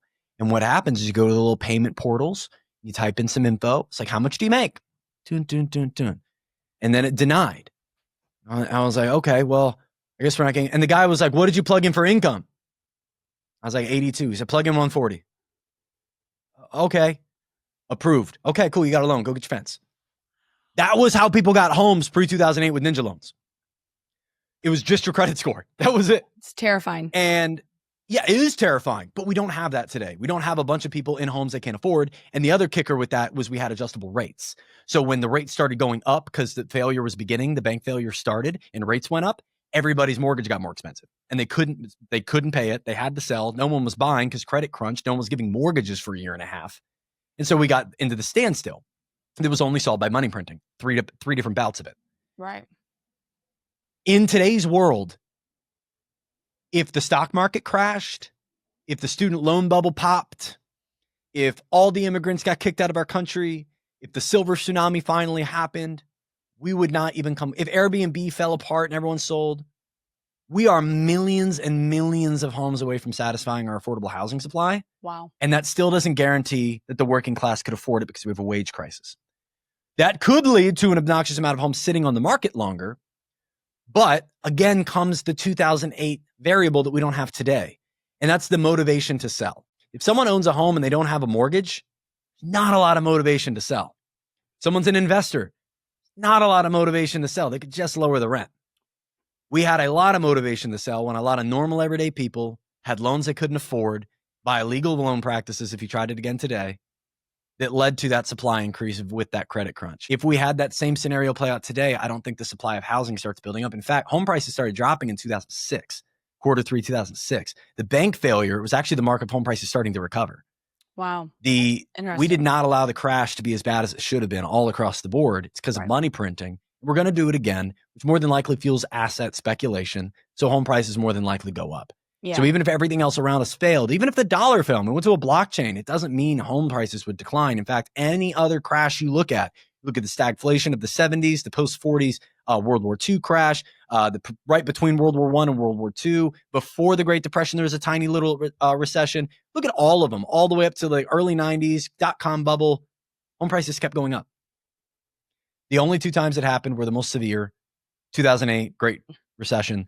So that kind of puts in perspective how bad it has to be before housing even starts getting affected.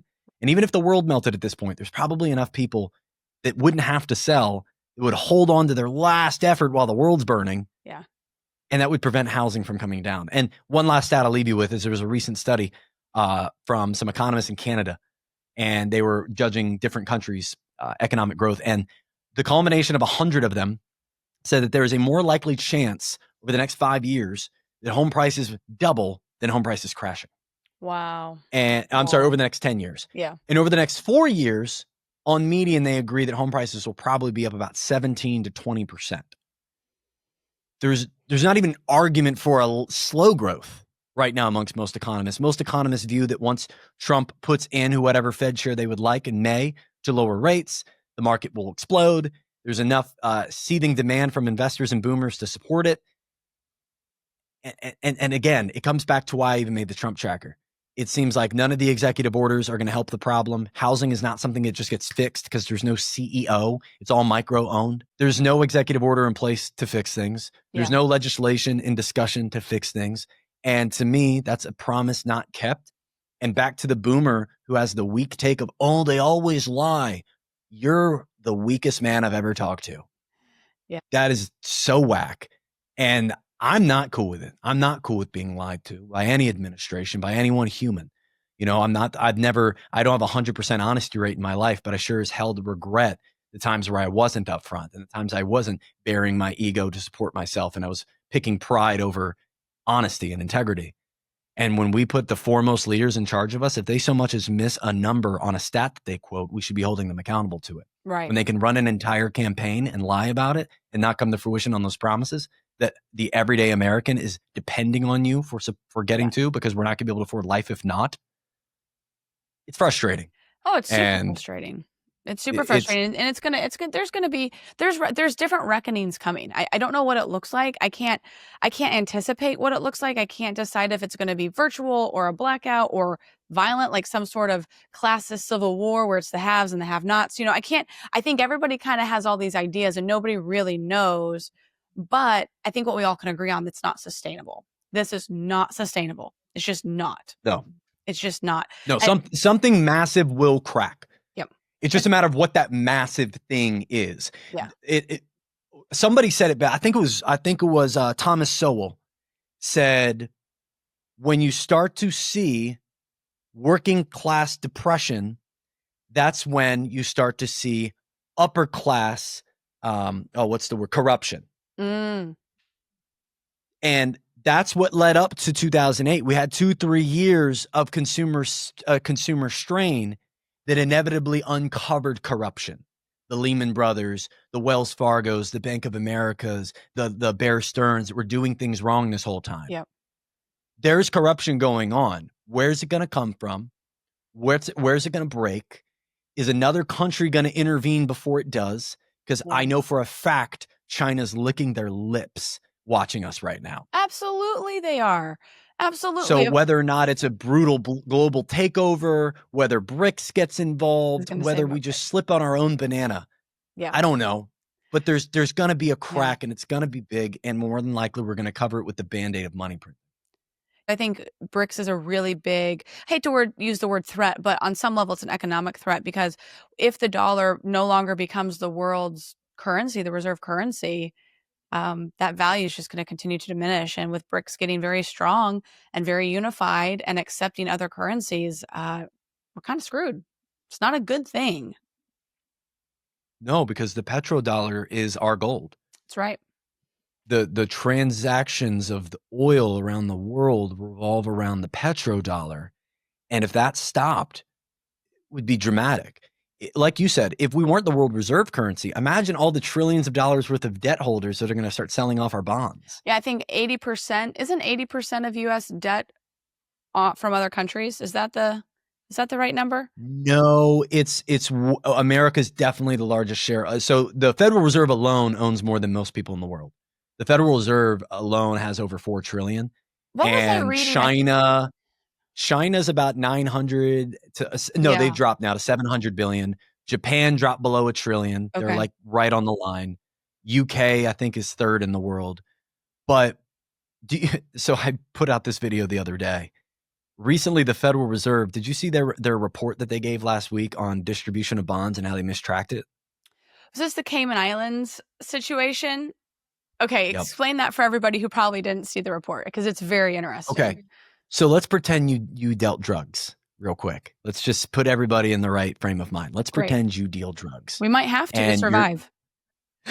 What's another side hustle? So your job is to have a handshake happen between the black market product supplier and the black market consumer. Your job's to shake the hand. You're the dealer. And as you grow, you're going to grow to have distributors, manufacturers, and overarching just runners of your operation to make sure it doesn't get busted. And as you go, you're going to get to a point where you're fully sustainable on that handshake being bridged from one side or the other at all times. If your supply were to drop, or if your spend on your product were to drop, you have a problem. Now, imagine drugs are debt. Now, if you're selling drugs and all of a sudden, let's say you sold, I can't say the word because it'll put me off TikTok. Let's say some powdered sugar.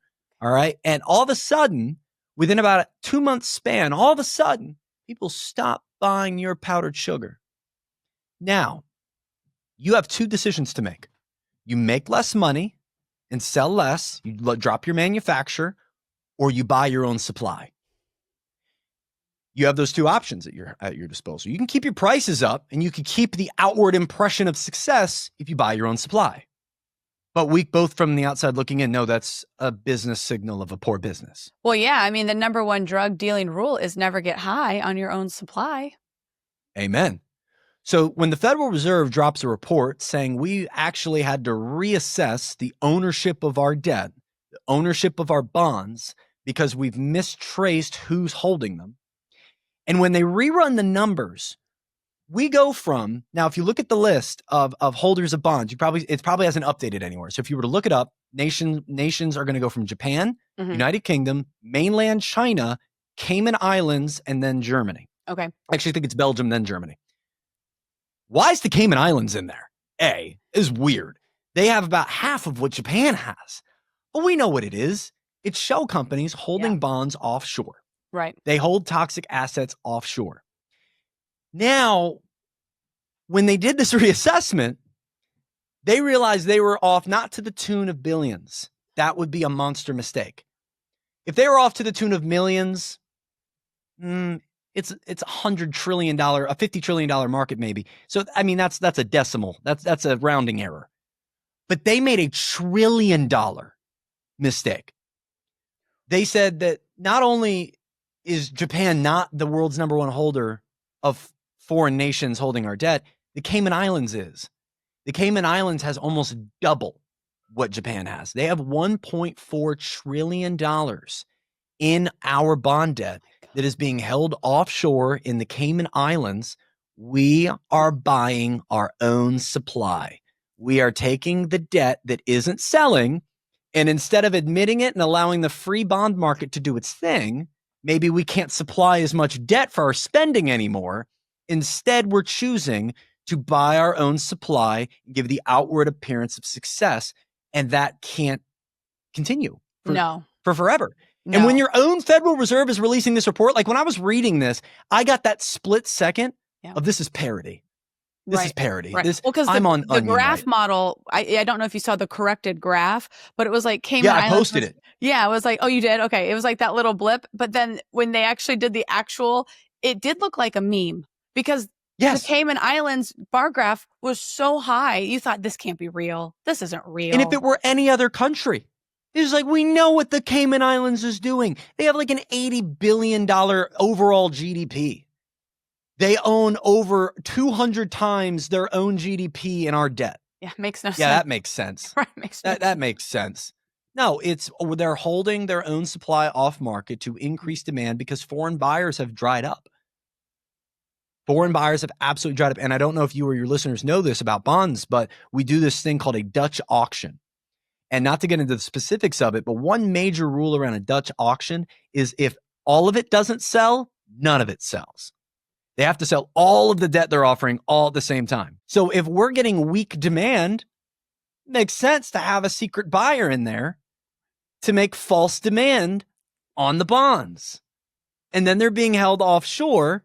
So it's labeled as foreign investment, but indeed it's our own American or government investors putting it there. Right. And it's not a small amount. No. They double almost every other competitor. Yeah. Yeah. That's a big fail right there. That is not good. Seems almost purposeful. What would be the purpose driving that for you? The purpose of hiding putting the money in the Cayman Islands? Yeah, I mean, I know why people hide assets. I know why we have offshore accounts. I get that. But expand on it for the audience a little bit more, like purposeful. Why? Why do that? Well, it gets labeled as a non-American investment. It's foreign investment. And foreign investment is one of the leading buyers of our bonds. You know, they talk about, oh, China's buying land from us. That's true. You know, they're buying in the stock market. Venezuela is. That's true. Like there's Mexican families in our, absolutely.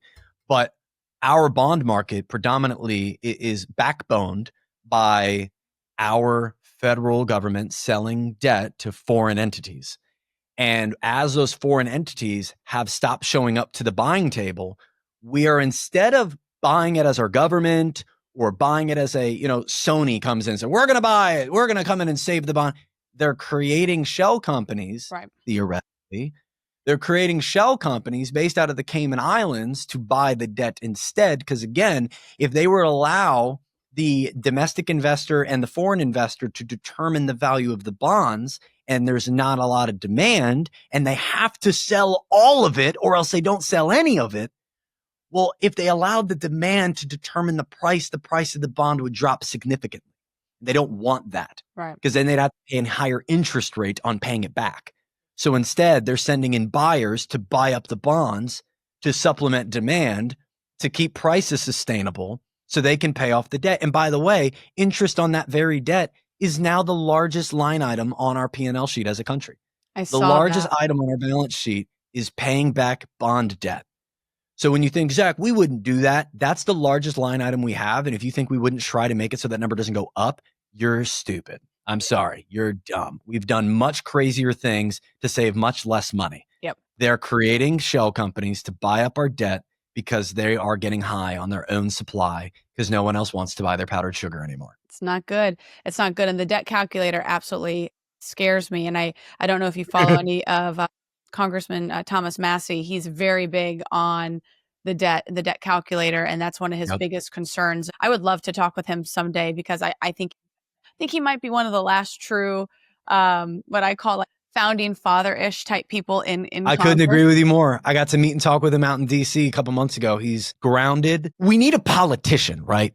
We need someone who can get up there and speak fluently and keep their chest up and not get rattled by tough questions, because you're going to be talking to foreign leaders, you're going to be talking to business owners, but at the same time, you need someone who still is a human, still is an American. Yep. Like you said, it was meant to be a citizen. You get in to be a politician, you go back to being a citizen, and he does give that vibe. Ro Khanna. I'm not sold on Marjorie Taylor because she like flipped the coin real fast, and I was just like, why'd you do that? But she. Tucker Carlson as a pundit, same thing. He kind of flipped his script. It's enjoyable to watch people with political weight to pull, pointing to the problems. I'd like to see, especially with Miss Green or Massey or Khanna, though I love that they're pushing for the Epstein list, and though I'm loving that they're pushing for advocacy and openness and transparency in Congress, I would like them to push more on some of the topics they admit are there, like the wage crisis, like housing affordability. Haven't seen that yet. Yeah. But I do think if there's anybody that's going to do it, it's probably going to be them. I think you always can tell who is the biggest threat to the they, and everybody's always trying to get Thomas Massey out. They're always trying to primary against him. They're always trying to, fund his enemies, so to speak. So it tells you that at least he's barking down one right path, if not all the ones that we wish that he would talk about more. And it has been interesting to see Tucker and Miss Green change. And I'm okay with people changing their positions. I'm okay with growing and changing and evolving. I'm okay with that. I'm fine with that as people go and they want to learn and they want to say, hey, I was wrong about this. I think Tucker, he did the I was wrong tour. That was great by me. It's good. It's mature to admit when you're wrong, and you may think of things differently now. That's good. That's a good trait as a human. All right, closing down here, last couple things. Last question. What are your recommendations or your advice to the average American listening? What do you want to leave them with? What can they do? What's the focus should be? Just kind of leave a last little bit of parting wisdom, if you don't mind. Well, first, I'd like to apologize. I had a client just triple text me, and I wanted to make sure nothing was actually literally on fire. Is it on fire? This has been nothing's on fire. No, that's my next appointment. I'm leaving here to go there. Being told that the entirety of your Americanness, whether you look back at the history of the founding, central bank, what oligarchs have been doing since really the dawn of this century, it can be a bit nihilistic. It can be a bit tough to open your eyes to that. And I think that's a corny way of saying it. But once you have found one item, for me, it was the Federal Reserve, that just doesn't seem to align with what you've been taught and told, it starts to unwind. You start to look for that everywhere. And the problem is you start to see it very blatantly. So it can be a dark mindset to be in, but we have to take priority over what we have control over. And so I always say, start with you. You need to be making sure that your body, your brain, your spirit, your relationships with the people that matter are top tier before you go fighting any battles. Before you go fighting any battles legally, legislatively, politically, economically, you need to be grounded. We can't have people who are grounded in their own political egos, their own ideologies, fighting the fights, because they're the same people that, when approached with real facts that line up against their ideology, are the first people to fight back emotionally. Meditate, read, grow, learn about yourself, untether that childhood trauma that's making you emotionally react to something and has been for your entire life. Find out why you can't accept love for yourself. Find out why you don't have self-love for yourself. Find out why you don't go to the gym. You don't eat healthy. You don't drink water over soda. You have to start with your own supercomputer in your brain, in your head. Start by grounding your body, your spirit, your relationships in love, in kindness, in candor, in openness, and honesty. If you're still hiding secrets from yourself, who are you to think that you can lead others in being open and transparent? You have to be not blameless, but open with everything about your life, your faults and your benefit, or your faults and your favors, to have a conversation around change, because you have to separate yourself from your own needs. There's a greater people, a greater humanity at stake here. So I would fight like hell to grow yourself. And then the second thing I would say is you have two options. Once you've done that, you now have two different things you can fight for. You can fight to grow, or you can fight the power. You're going to fight to grow. You're going to hunker down. You're going to work the late nights. You're going to push after the career path. You're going to start the business. You're going to do the thing, and you're going to go for it. And you're going to fight like hell to make it. Or you're going to fight the very power that is keeping it down, that is suppressing the very person like yourself that wants to fight for themselves, that wants to just live a normal American life. So once you've grounded you need to pick your fight. Are you fighting for you and your family? Or are you fighting for your others and future generations? And I don't think there's a problem with either choice. But we can't do neither. We can't just cower and fear and be lonely, be depressed, be nihilistic. We're alive. It's beautiful that we're alive. We have the opportunity to talk to each other with lights in front of us and this piece of metal that's somehow transacting what I'm saying into bytes and now giving it to you and the rest of TikTok and your podcast. That's wild. And the fact that we have water, food, community accessible, life's not bad. The future could be worse. The future could be better, but it's going to be determined by the people that decide what they're going to fight for and why they're fighting for it. And I would just advise not to fight for the very people that are making this problem perpetuate. And as long as you're focused on you or fighting the powers that be, you're fighting a good battle. You're fighting the good fight. Well said. I don't think I could have said it better myself. So bravo. Yeah, you could. Thank you. You got that journalism blood. I think that was your parting wisdom may have been my favorite for the whole podcast because it's so true and it's so resonant. And if we aim up, we live in that aiming up space, good things happen. Good things happen when you do that. I always say focus on faith, family, and your community.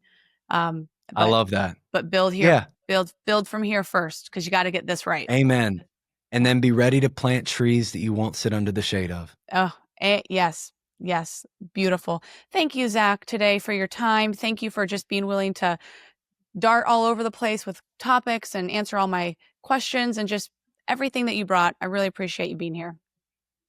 Appreciate you creating the space. And this is going to be a podcast that I look back on as, man, I can't believe I got to be one of her first episodes. Oh, I don't know about that. You're too kind. You're just a charmer, but I appreciate that. We'll see. We'll see, man. So thank you. And we'll talk soon and good luck at that next meeting. I know you're running off to. Thank you so much for tuning into this episode of We Have a Problem. It would mean the world to me if you could like this episode, share it with a friend, or even leave a review either on YouTube or wherever you listen to your podcasts. I'm a one-woman show, and so your support means the world to me. Tune in next time, and remember, whoever pursues righteousness and love finds life, prosperity, and honor. The ocean rise, but no one sees. The air is thick, we barely breathe. We paint the cracks, pretend it's fine, but every clock is out of time. We have a problem we ignore. We shut the window, but it's knocking at the door. It's a whisper, it's a scream, it's a shadow in the dream. We have a problem, and it's tearing at the core. The forests fall like dominoes. The ground is shaking, no one knows. We laugh, we scroll, we kill the noise. We drown the truth in louder toys, but the silence roars louder still. The void we made, we cannot fill. We have a problem we deny. It's in the water, it's written in the sky. It's a fever, it's a fire, it's the fuel we desire. We have a problem, and it's burning us alive.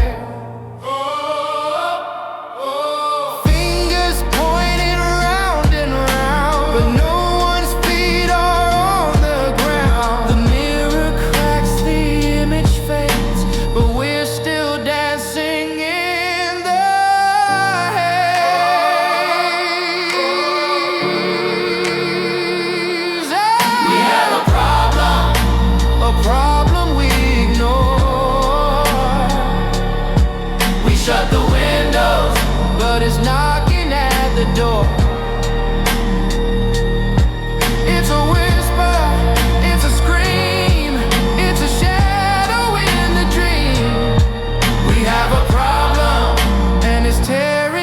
the core.